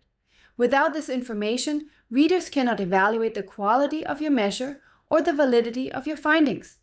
If you must adapt a scale, you are essentially creating a new one. Therefore, you must 1. Provide a strong theoretical justification for why the original scale was insufficient and why your changes were necessary. For example, we adapted Smith's 2010 Organizational Commitment Scale because it was developed for corporate settings and contained items that were not applicable to our healthcare context. Specifically, items referring to the company and customers were not directly relevant to hospital nurses, who work in a different organizational structure and serve patients rather than customers. This justification explains not just that adaptations were made, but why they were necessary, grounding the changes in the specific context of the study. It demonstrates that the adaptations were not arbitrary, but were carefully considered in light of the research context. 2. Include the full adapted scale in your manuscript, typically in an appendix. This allows readers to see exactly what changes you made and evaluate their appropriateness. For example, the full adapted scale is provided in Appendix A, which shows both the original items and our modified versions. As shown in the appendix, we maintain the same conceptual content and structure of the items, changing only the contextual references to make them appropriate for the healthcare setting. This transparency allows readers to judge for themselves whether the adaptations were reasonable and whether they maintained the conceptual equivalence with the original scale. It also enables other researchers to use your adapted scale in future studies, contributing to the cumulative development of measurement in your field. 3. Provide new validation evidence for your adapted scale. This could involve a pilot study with a separate sample, an exploratory or confirmatory factor analysis to assess factor structure, reliability analysis, e.g. Cronbach's alpha, convergent and discriminant validity tests, correlations with related and unrelated constructs, criterion-related validity tests, correlations with theoretically relevant outcomes. This validation evidence demonstrates that your adapted scale has sound psychometric properties and measures the construct it claims to measure. It builds confidence in the quality of your data and the validity of your findings. For example, you might write, "To ensure the validity of our adapted scale, we conducted a pilot study with 45 nurses not included in our main sample. Exploratory factor analysis revealed a single factor structure consistent with the original scale, with all items loading above 0.60 on the primary factor. The adapted scale demonstrated good internal consistency, alpha equals 0.89, comparable to the reliability reported for the original scale, alpha equals 0.87, Smith 2010. To assess construct validity, we examined correlations with theoretically related constructs. The adapted scale correlated strongly with job satisfaction, R equals 0.65, and turnover intentions, R equals negative 0.58, supporting its convergent validity. It showed weaker correlations with constructs that should be theoretically distinct, such as personality traits, R equals 0.12 to 0.25, supporting its discriminant validity. The adapted scale also demonstrated criterion-related validity, significantly predicting important outcomes such as absenteeism, R equals negative 0.32, and organizational citizenship behaviors, R equals 0.41. By providing this level of detail, you transform a red flag into a strength, demonstrating your methodological rigor and transparency. You show that your adaptations were not casual or arbitrary, but were carefully considered and validated. This builds trust with your readers and enhances the credibility of your findings.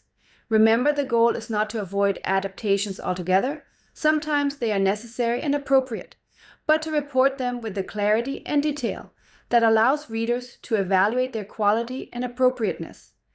By being transparent about what changes you made, why they were necessary, and how you validated the adapted measure, you demonstrate your methodological sophistication and build confidence in your findings.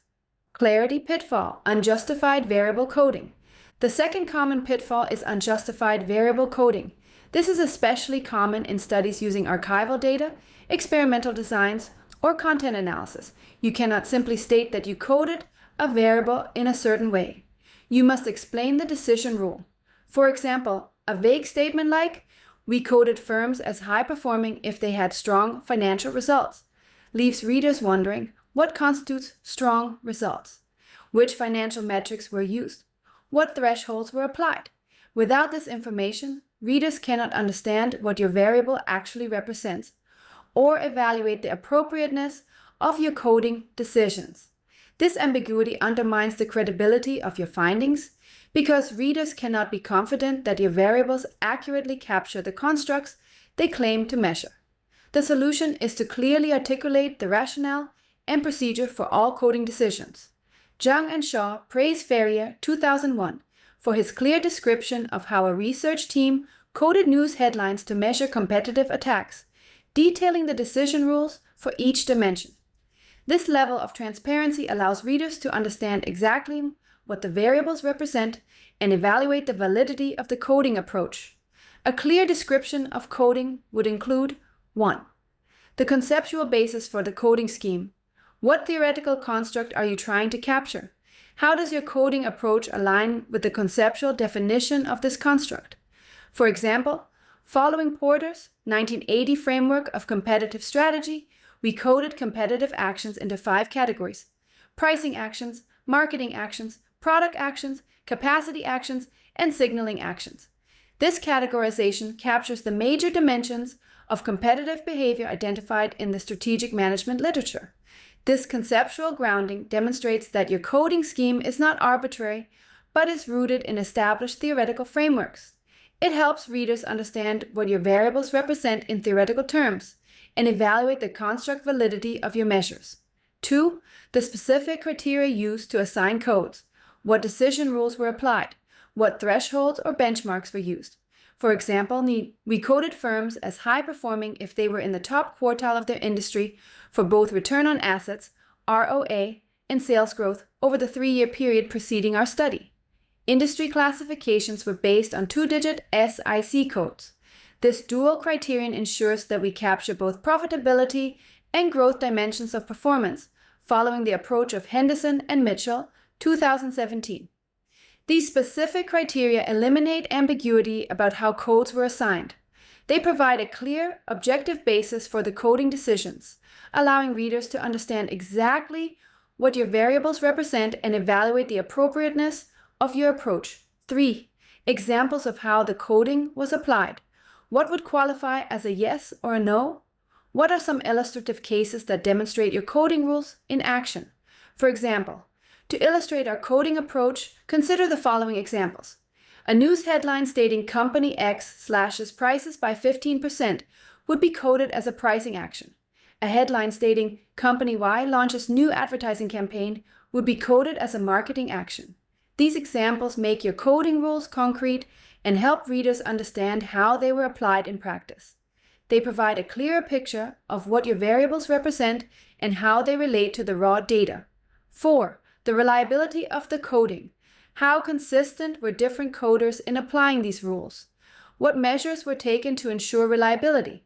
For example, 2 trained research assistants, blind to our hypotheses, independently coded a random subset of 100 news headlines.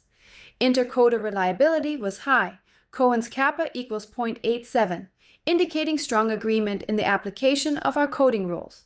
Disagreements were resolved through discussion with the first author, and the refined coding scheme was then applied to the full dataset. This information about reliability demonstrates that your coding was not subjective or arbitrary, but was consistently applied across different coders. It builds confidence in the quality of your data and the robustness of your findings. By providing this level of detail, you eliminate ambiguity and build confidence in your coding decisions. You demonstrate that your variables are not arbitrary constructions, but are carefully designed to capture meaningful, theoretical constructs in a reliable and valid way. This transparency enhances the credibility of your findings and allows readers to evaluate the quality of your data. Remember, the goal is not just to report what codes you assigned, but to explain the conceptual basis, specific criteria, and reliability of your coding approach. By being transparent about your decision rules and how they were applied, you demonstrate your methodological rigor and build trust with your readers. Clarity example, measurement description. Let me give you some contrasting examples to illustrate what clarity looks like in practice. For measurement description, a poor example would be, we measured transformational leadership using items from Bass and a Volio scale. This description lacks clarity on multiple levels. It doesn't specify which version of the scale was used. MLQ has multiple versions. How many items were included, which dimensions were measured, what the response format was, how reliable the scale was in the sample. This vague description leaves readers with numerous questions about what exactly was measured and how. It provides no basis for evaluating the quality of the measure or the validity of the findings. It also makes it impossible for other researchers to replicate the study, as they wouldn't know which specific scale or items were used. A clear example would be, we measured transformational leadership using the 20-item multi-factor leadership questionnaire, MLQ-5X, developed by Bass and Avolio, 1995. This scale assesses 4 dimensions of transformational leadership: idealized influence, 8 items, e.g., my supervisor talks about their most, important values and beliefs; inspirational motivation, 4 items, e.g., my supervisor talks enthusiastically about what needs to be accomplished; intellectual stimulation, 4 items, e.g., my supervisor seeks differing perspectives when solving problems; and individualized consideration, 4 items, e.g., my supervisor helps me develop my strengths. Responses were recorded on a 5-point Likert scale, ranging from 1, not at all, to 5, frequently if not always. We calculated scores for each dimension by averaging the relevant items, and we calculated an overall transformational leadership score by averaging across all 20 items. The scale demonstrated good internal consistency, reliability in our sample, for both the overall scale, alpha equals 0.92, and each dimension, alphas ranging from 0.85 to 0.90. Confirmatory factor analysis supported the 4-dimension structure, CFI equals 0.94, RMSEA equals 0.06. All items are provided in Appendix A. This description provides clear information about the specific scale used, MLQ-5X, the number of items 20, the dimensions measured, 4 dimensions of transformational leadership, sample items for each dimension, the response format, 5-point Likert scale, how scores were calculated, the reliability in the sample, overall and by dimension, evidence of factor structure, where to find the full scale. With this level of detail, readers can understand exactly what was measured and how, which is the essence of clarity. They can evaluate the quality of the measure and the validity of the findings.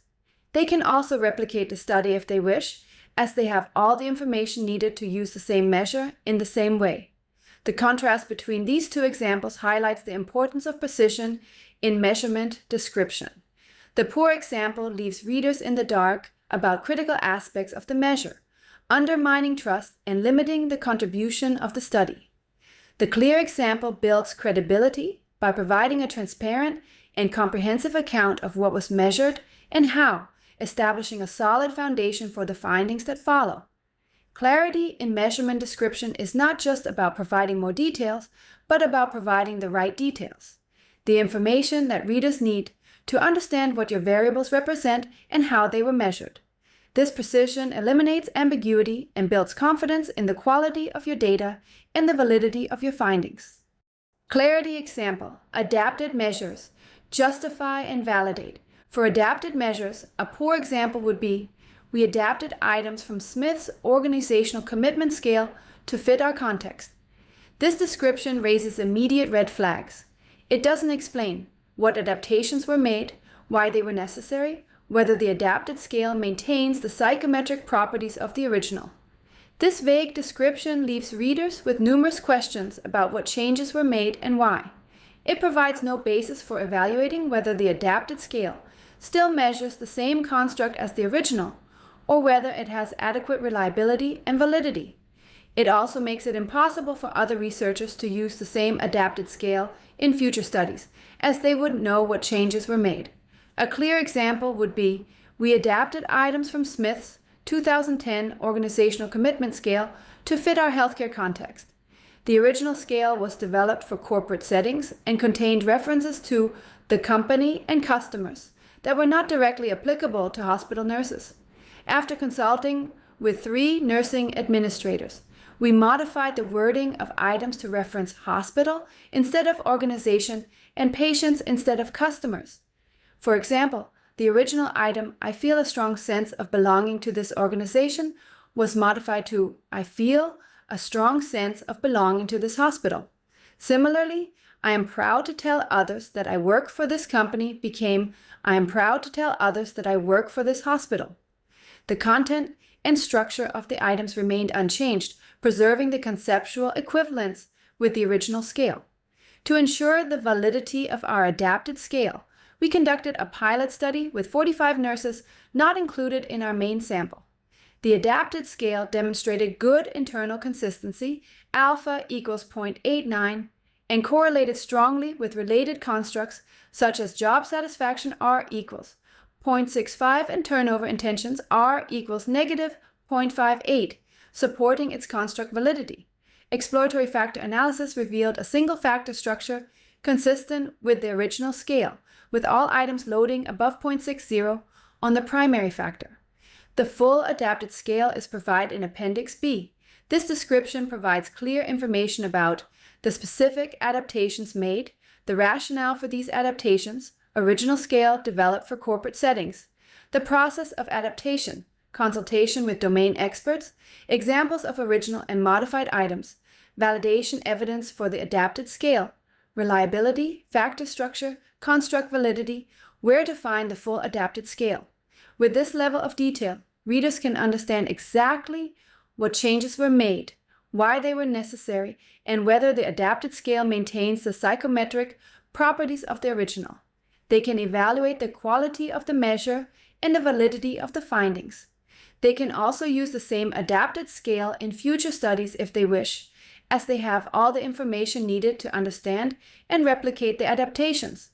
The contrast between these two examples highlights the importance of clarity when reporting adapted measures.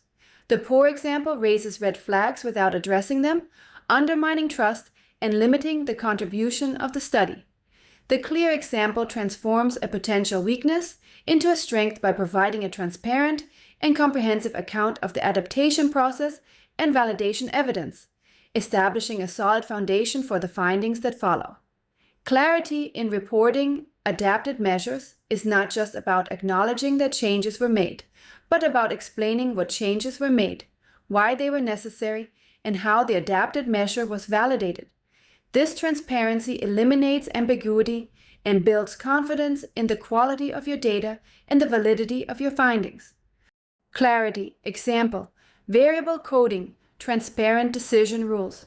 For variable coding, a poor example would be, we coded CEO letters to shareholders to measure strategic change. This description lacks clarity on multiple levels. It doesn't explain how the coding was done, manual or computer-aided, what criteria were used to identify strategic change, how reliability was established, how the final score was calculated. This vague description leaves readers with numerous questions about what the variable actually represents and how it was constructed. It provides no basis for evaluating the validity of the coding approach or the reliability of the resulting data. It also makes it impossible for other researchers to replicate the coding process, as they wouldn't know what criteria or procedures were used. A clear example would be, we conducted content analysis of CEO letters to shareholders to measure strategic change rhetoric. Following Ned Carney and Chen, 2014, we used computer-aided text analysis with the Linguistic Inquiry and Word Count LIWC software package, Pennebaker et al., 2015. We developed a dictionary of 127 words and phrases associated with strategic change, e.g., transform, pivot, new direction, strategic shift, reinvent, based on prior literature, Ocasio et al., Hodier's 2018, and expert validation by 3 strategy professors with expertise in strategic change research. Each professor independently reviewed our initial list of 150 terms and rated each term's relevance to strategic change on a 5-point scale. We retained only terms with an average rating of 4 or higher, 127 terms. Each letter was pre-processed to remove common stop words, e.g., the, and, of, and stemmed using Porter's algorithm to account for different forms of the same word, e.g., transform, transforms, transformation. The strategic change score was calculated as the percentage of words in each letter that matched our dictionary, following standard practice in computer-aided text analysis, shorted Allied 2010. To ensure reliability, 2 research assistants blind to our hypotheses manually coded a random subset of 50 letters, categorizing each letter as high, medium, or low in strategic change rhetoric, based on a holistic reading. The correlation between the manual coding, converted to a 3-point scale, and our computer-aided measure, divided into deciles, was high, R equals 0.87, supporting the validity of our automated approach. The complete dictionary is available in the online supplement. This description provides clear information about the specific coding approach, computer-aided text analysis, the software used, LIWC, the dictionary development process, literature review, expert validation, the text pre-processing steps, stop word removal, stemming, the calculation of the final score, percentage of matching words, the reliability check, comparison with manual coding, where to find the complete dictionary. With this level of detail, readers can understand exactly how the variable was coded and have confidence in the reliability of the coding. They can evaluate the validity of the approach and the quality of the resulting data. They can also replicate the coding process if they wish, as they have all the information needed to understand and implement the same procedures. The contrast between these 2 examples highlights the importance of transparency in variable coding. The poor example leaves readers in the dark about critical aspects of the coding process, undermining trust and limiting the contribution of the study. The clear example builds credibility by providing a transparent and comprehensive account of how the variable was constructed, establishing a solid foundation for the findings that follow. By focusing on clarity in your method section, you eliminate ambiguity and build trust with your readers. They can follow your process step by step without having to guess what you did or why you did it. This transparency is essential for establishing the credibility of your findings and enabling other researchers to build on your work. Remember, clarity is not just about writing style, but about demonstrating your own clear thinking about the research process. A clear methods section reflects clear thinking about your research design and execution, which is the foundation of rigorous and credible research. Establishing credibility in your methods. Building trust. The third and final C is credibility. Credibility is the ultimate goal. It is the sum of your completeness and clarity combined with strong justifications for your choices. It is what convinces the reader to trust your process and, by extension, your results. Why is credibility so important? In the current research environment, with increased scrutiny of methods and heightened awareness of questionable research practices, establishing the credibility of your methods is essential. Credibility is what transforms your findings from mere claims to trusted knowledge.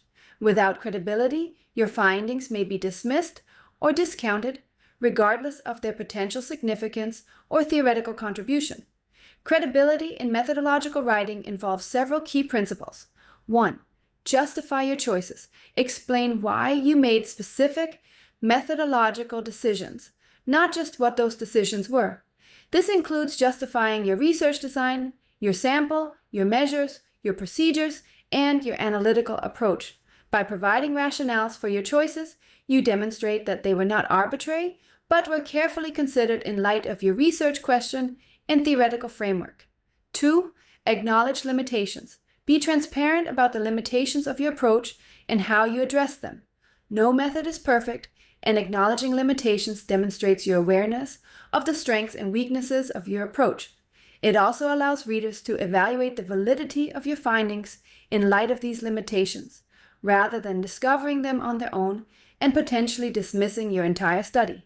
3. Demonstrate rigor. Show that you followed best practices and took steps to ensure quality.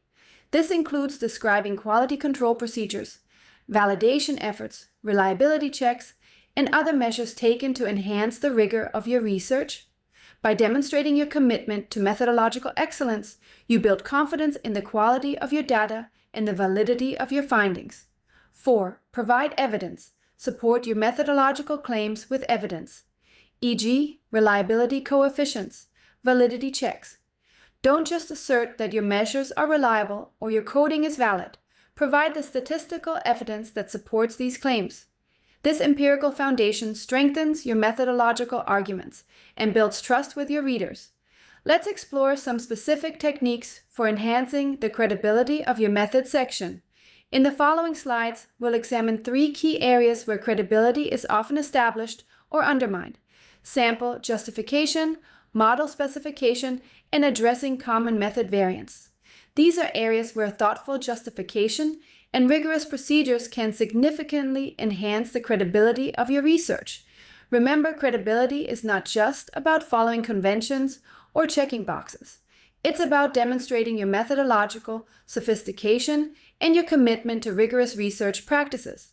By establishing the credibility of your methods, you build the foundation for your findings to be accepted and valued by the scholarly community. Credibility technique: justify your sample. The first technique is to justify your sample and define constructs before measures. As we discussed earlier, always defend your sample choice. This means explaining why the specific group of people in this specific context is the ideal population to provide insights into the phenomenon you are studying. Zhang and Shaw, 2012, highlight the work of Tangirala and Ramanujam, 2008, who masterfully justified their choice of hospital nurses by explaining their unique position to observe safety issues, making them a perfect sample for a study on employee voice. This justification went beyond convenience or accessibility to explain why nurses were theoretically appropriate for the research question. It demonstrated that the sample choice was not arbitrary, but was carefully considered in light of the specific phenomenon being studied. A strong sample justification addresses 3 key questions. 1. Why is this population appropriate for your research question? How does it align with your theoretical framework and the phenomenon you're studying? This question focuses on the theoretical fit between your sample and your research question. It asks you to explain why this particular group is well suited to provide insights into the phenomenon you're studying. For example, if you're studying entrepreneurial decision-making, you might explain why early-stage founders are an appropriate population because they regularly make high-stakes decisions under uncertainty, which is the core of your theoretical framework. 2.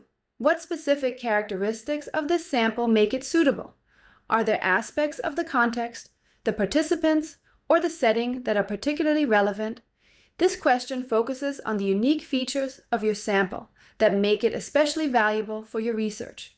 It asks you to identify specific characteristics that align with your research question, or that provide a particularly rich context for studying your phenomenon. For example, if you're studying cross-functional collaboration, you might explain why a matrix organization with strong functional departments and project-based work is an ideal setting, because it creates both the need for collaboration and the barriers that make it challenging. 3. How does this sample compare to those used in prior research? Is it similar to or different from samples in related studies, and why? This question places your sample in the context of the existing literature. It asks you to explain how your sample builds on, extends, or differs from those used in previous studies on the same or related topics. This comparison helps readers understand how your study contributes to the cumulative development of knowledge in your field. For example, if previous studies have focused on large corporations, you might explain why your sample of small businesses provides a valuable extension by examining how the phenomenon operates in a different organizational context.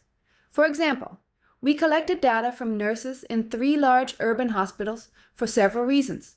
First, healthcare is a context where speaking up about problems, voice behavior, has life or death consequences, making it an ideal setting to study the antecedents of voice. Second, nurses occupy a unique position in the healthcare hierarchy. They have direct patient contact and observe issues firsthand, yet often face status barriers when communicating with physicians and administrators. This status differential creates the exact conditions where voice behavior becomes both critical and challenging. Third, the nursing profession has established protocols for reporting problems, providing a clear benchmark against which to measure discretionary voice behavior. This justification makes a compelling case for why this specific sample is not just convenient, but theoretically appropriate for the research question. It explains how the healthcare context, the position of nurses in the organizational hierarchy, and the established reporting protocols all align with the theoretical framework of voice behavior. It demonstrates that the sample choice was not arbitrary, but was carefully considered in light of the specific phenomenon being studied. Another powerful technique is to briefly restate the conceptual definition of a construct right before you describe how you measured it. This constantly reinforces the link between your theory and your empirical test, assuring the reader that you are measuring what you claim to be measuring. This practice demonstrates the construct validity of your measures by showing how your operational definitions align with your conceptual definitions. For example, psychological safety refers to the shared belief that the team is safe for interpersonal risk-taking. Edmondson, 1999. We measured psychological safety using Edmondson's 1999 7-item scale. This approach demonstrates that you have a clear conceptual understanding of your constructs and have chosen measures that align with those conceptualizations. It helps readers evaluate the construct validity of your measures and understand how your empirical work connects to your theoretical framework. It also shows that you're not just using measures because they're convenient or popular, but because they genuinely capture the constructs you're interested in. By justifying your sample choice and defining constructs before measures, you enhance the credibility of your method section. You demonstrate that your methodological choices are not arbitrary, but are carefully aligned with your research question and theoretical framework. This alignment is essential for establishing the validity of your findings and the contribution of your study to the broader literature. Credibility technique, justify model specification. The second technique is to justify your model specification, particularly your control variables. One of the most frequent critiques from reviewers concerns the inclusion of control variables. Authors often include a standard set of controls, e.g., firm size, industry, age, gender, without explaining why they are necessary for the specific model being tested. This kitchen sink approach to control variables can actually create more problems than it solves, consuming degrees of freedom, introducing multicollinearity, and potentially biasing your results. Every control variable must have a justification. Bono and McNamara, 2011, suggests that a control variable should only be included if it meets strict criteria, such as those outlined by Becker, 2005. A variable should be controlled for only if there is a theoretical reason to believe it is related to the dependent variable, and its omission would bias the results for your key predictors. This means that control variables should not be included simply because they're commonly used in your field or because they might be related to your dependent variable. They should be included because their omission would lead to biased estimates of the relationships you're interested in. A strong control variable justification addresses 3 key questions. 1. Why is this variable theoretically related to your dependent variable? What is the conceptual mechanism linking them? This question focuses on the theoretical relationship between the control variable and your outcome of interest. It asks you to explain why, conceptually, this variable should influence your dependent variable. For example, if you're studying employee creativity and controlling for education level, you might explain that education is theoretically related to creativity because it provides individuals with broader knowledge bases and cognitive skills that can enhance creative thinking. 2. What empirical evidence suggests this relationship exists? Have previous studies found this relationship? This question focuses on the empirical support for including the control variable. It asks you to cite previous research that has demonstrated a relationship between the control variable and your dependent variable. This empirical foundation strengthens your argument for including the control. For example, you might cite meta-analytic evidence showing that education level explains a significant portion of the variance in workplace creativity. 3. How might omitting this variable bias your results? Is it likely to be correlated with your independent variables? This question focuses on the potential for omitted variable bias. It asks you to explain why excluding this control might lead to biased estimates of the relationships you're interested in. This is particularly important if the control variable is likely to be correlated with your independent variables. For example, if you're studying the effect of transformational leadership on creativity, You might explain that education level could be correlated with both variables. Leaders might be more transformational with highly educated employees, and highly educated employees might be more creative, so omitting it could lead to an overestimation of the leadership-creativity relationship. For example, we included 4 control variables that prior research suggests may influence our dependent variable, innovative behavior. Age was controlled for because cognitive abilities that underpin creativity may change over the lifespan, NG and Feldman, 2013. Gender was included as a control because meta-analytic evidence suggests small but significant gender differences in how innovation is evaluated in organizational contexts, Egli and Carrao, 2002. Organizational tenure was controlled for because familiarity with organizational processes and resources may affect an employee's ability to implement novel ideas, Amabile, 1988. Finally, education level was included because it has been linked to both creative thinking skills and domain-relevant knowledge, which are critical antecedents to innovative behavior, Amabile, 1996. This justification provides a clear theoretical and empirical rationale for each control variable, demonstrating that they were not included arbitrarily, but were carefully selected based on their relevance to the dependent variable. It cites specific research supporting each relationship, providing an empirical foundation for the inclusion of these controls.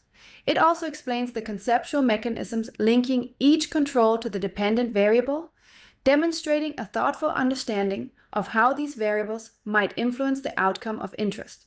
It's worth noting that including superfluous controls can unnecessarily consume statistical power and can sometimes create more problems than it solves. As Becker, 2005 argues, researchers should be as thoughtful about which variables to exclude as they are about which variables to include. The goal is not to control for everything that might be related to your dependent variable, but to control for variables that, if omitted, would bias your estimates of the relationships you're interested in. By justifying your control variables, you enhance the credibility of your model specification. You demonstrate that your analytical choices are not arbitrary, but are carefully aligned with your research question and theoretical framework. This alignment is essential for establishing the validity of your findings and the contribution of your study to the broader literature. Credibility technique: address common method variance. The third technique is to proactively address common method variance, CMV. If you collect self-reported data for both your independent and dependent variables from the same person at the same time, you have a potential CMV problem.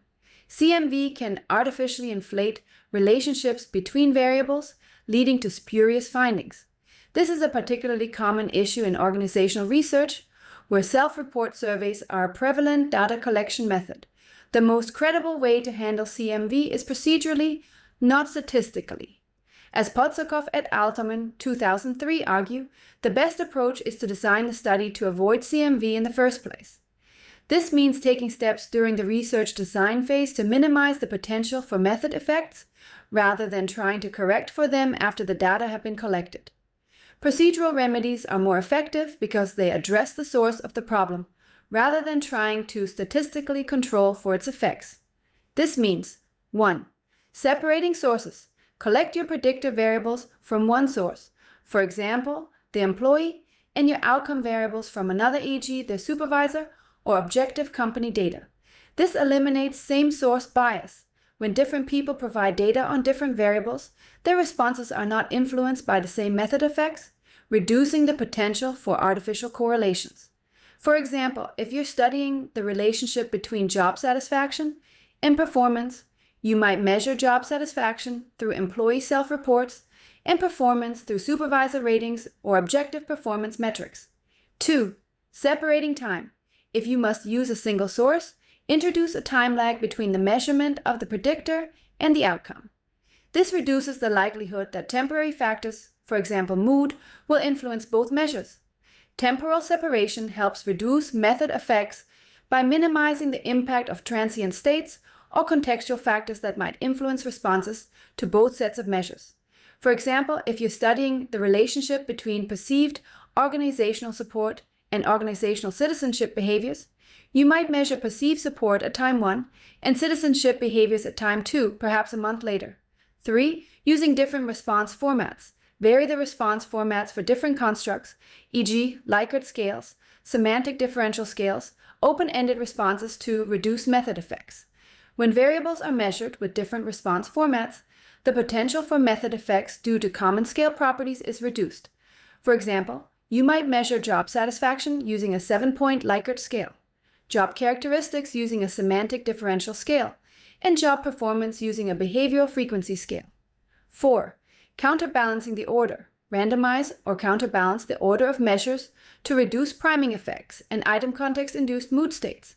The order in which questions are presented can influence how people respond, with earlier questions potentially priming certain thoughts or feelings that affect responses to later questions. By varying the order across participants, these order effects are distributed randomly rather than systematically affecting the relationships between variables. For example, you might create multiple versions of your survey with different question orders and randomly assign participants to different versions. 5. Protecting anonymity. Assure respondents of anonymity and confidentiality to reduce evaluation apprehension and social desirability bias. When people believe their responses cannot be traced back to them, they are more likely to respond honestly rather than in ways they think are socially desirable or that will present them in a favorable light. For example, you might use anonymous survey codes rather than names to match data across time points or sources, and you might emphasize in your instructions that responses will be kept confidential and reported only in aggregate form. Statistical fixes like Harman's single-factor test should be seen as a weak, last-resort diagnostic tool, not a solution. As Potsakov et al. In 2003 demonstrate, these post hoc statistical approaches have significant limitations and cannot fully address the problem of CMV. Harman's test, for example, is insensitive to many forms of method bias and can lead to false conclusions about the presence or absence of CMV. Other statistical approaches, like including a method factor in a structural equation model, is a more sophisticated method. A credible approach to addressing CMV would be described like this. We took several steps to minimize common method variance. CMV. First, we collected data from multiple sources with independent variables reported by employees and dependent variables reported by their supervisors. Second, we separated the measurement of predictors and outcomes by a 4-week time lag. Third, we used different response formats for different constructs, Likert scales, semantic differential scales, and open-ended responses. Fourth, we counterbalanced the order of measures and included psychological separation between constructs through unrelated buffer items. As a diagnostic check, we conducted a confirmatory factor analysis comparing our hypothesized measurement model to a single-factor model. The hypothesized model fit the data significantly better, delta chi squared equals 1247.32, p less than 0.001, suggesting that CMV is not a major concern in our data. This description demonstrates a comprehensive proactive approach to addressing CMV, enhancing the credibility of the findings. It shows that the researchers were aware of the potential for method bias and took multiple steps to minimize it during the research design phase. It also includes a diagnostic check as a supplementary measure, not as the primary solution. This multifaceted approach builds confidence in the quality of the data and the validity of the findings. By proactively addressing CMV, you enhance the credibility of your method section. You demonstrate your awareness of potential methodological artifacts and your commitment to minimizing their impact on your findings. This methodological rigor is essential for establishing the validity of your results and the contribution of your study to the broader literature. Now that we've explored how to craft a compelling method section, let's turn our attention to the results section. This is the climax of your research story, where you present your findings to the world. It's where the theoretical arguments and methodological procedures you've described come to fruition in the form of empirical evidence. The core purpose of the results section is to objectively and logically report the outcomes of your analyses without interpretation. The interpretation, what the results mean, belongs in the discussion section. Here, you are simply the messenger, reporting the facts as revealed by your data. This separation of results from interpretation is a fundamental principle of scientific writing, ensuring that readers can first evaluate the evidence on its own merits before considering its implications. This section is the empirical payoff for the theoretical setup in your introduction and literature review, and it is the evidence upon which your final conclusions will rest. It's where you show what you found, not what you think it means or why it matters. The results section should be a model of scientific objectivity, presenting your findings in a clear, organized, and comprehensive manner that allows readers to evaluate the evidence for themselves. Just as with the method section, we will use Jung and Shaw's 3 C's to structure our approach. Completeness: have you reported all necessary information and analyses? This includes descriptive statistics, correlations, hypothesis tests, and any supplementary analysis that help understand the findings. Completeness in the results section means giving readers all the information they need to fully understand and evaluate your findings. It means not selectively reporting only the results that support your hypotheses, but providing a comprehensive account of all analyses conducted. Clarity: have you presented the findings in a logical and easy-to-follow manner?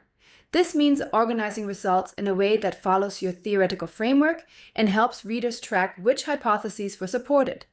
Clarity in the results section means presenting your findings in a way that is intuitive and accessible, using well-designed tables and figures to complement the text and highlight key patterns.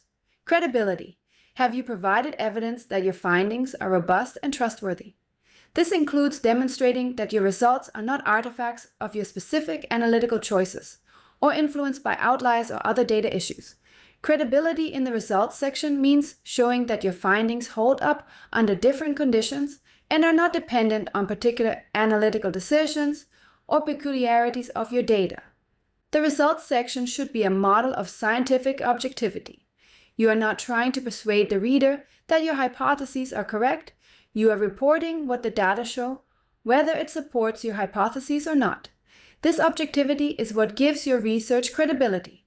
As Jung and Shaw 2012 note, the results section is where you demonstrate your commitment to scientific rigor, regardless of whether the findings align with your expectations. This doesn't mean that the results section should be dry or mechanical.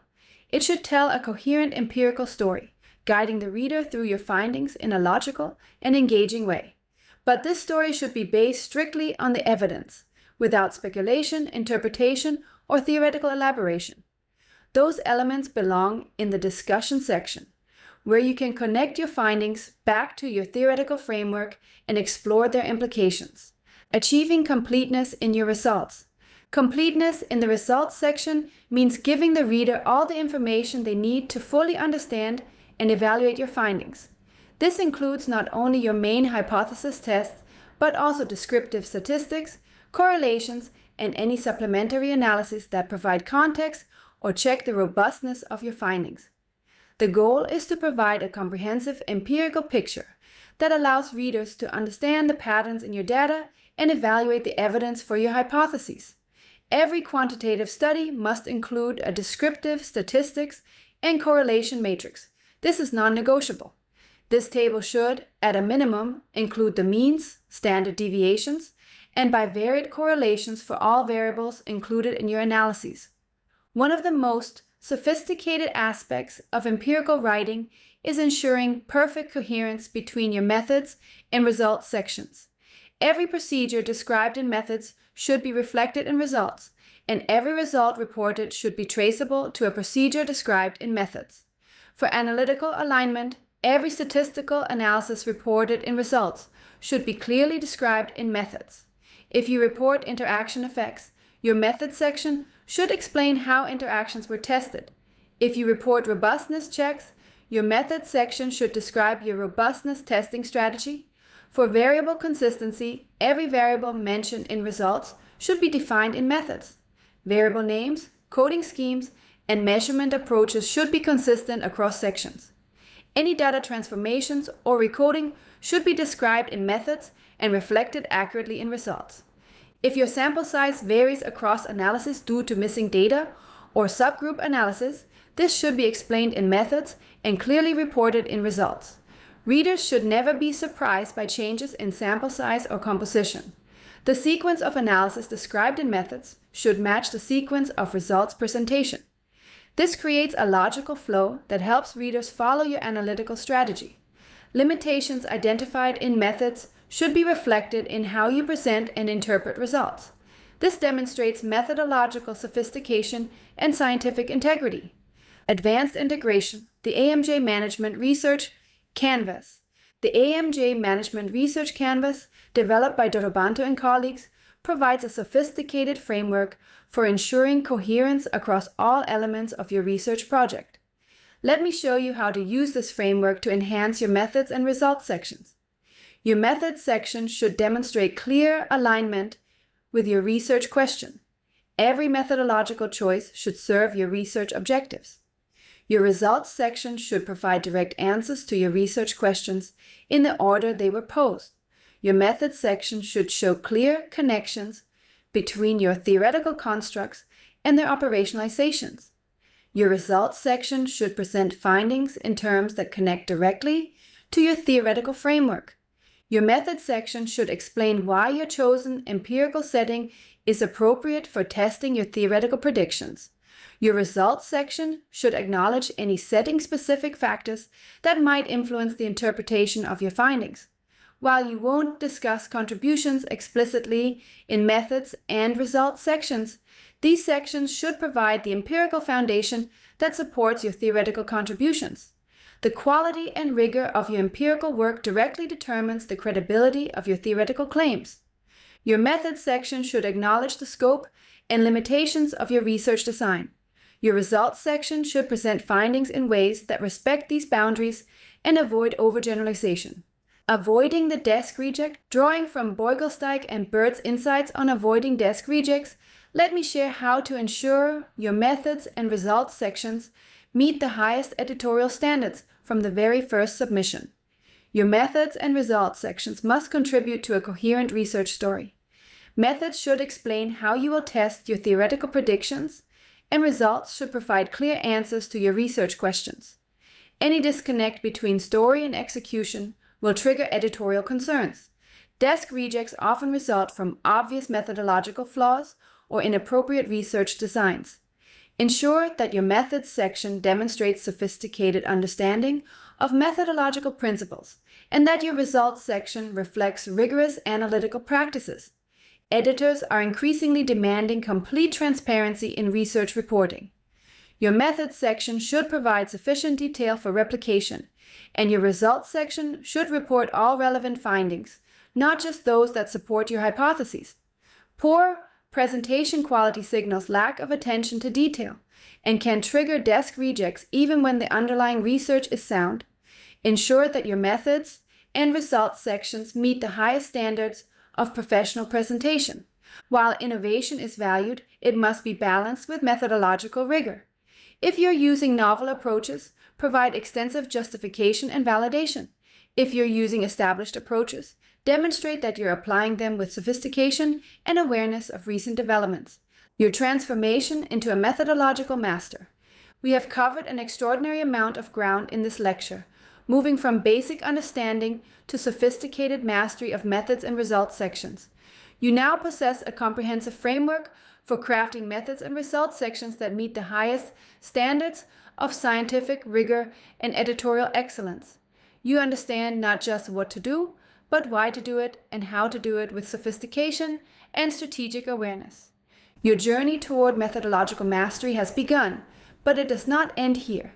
Continue to refine your skills, stay current with methodological developments, and push the boundaries of what's possible in empirical research. The field needs scholars who can combine theoretical sophistication with methodological excellence. Thank you for your attention, and I look forward to seeing the exceptional empirical work you will produce using these frameworks.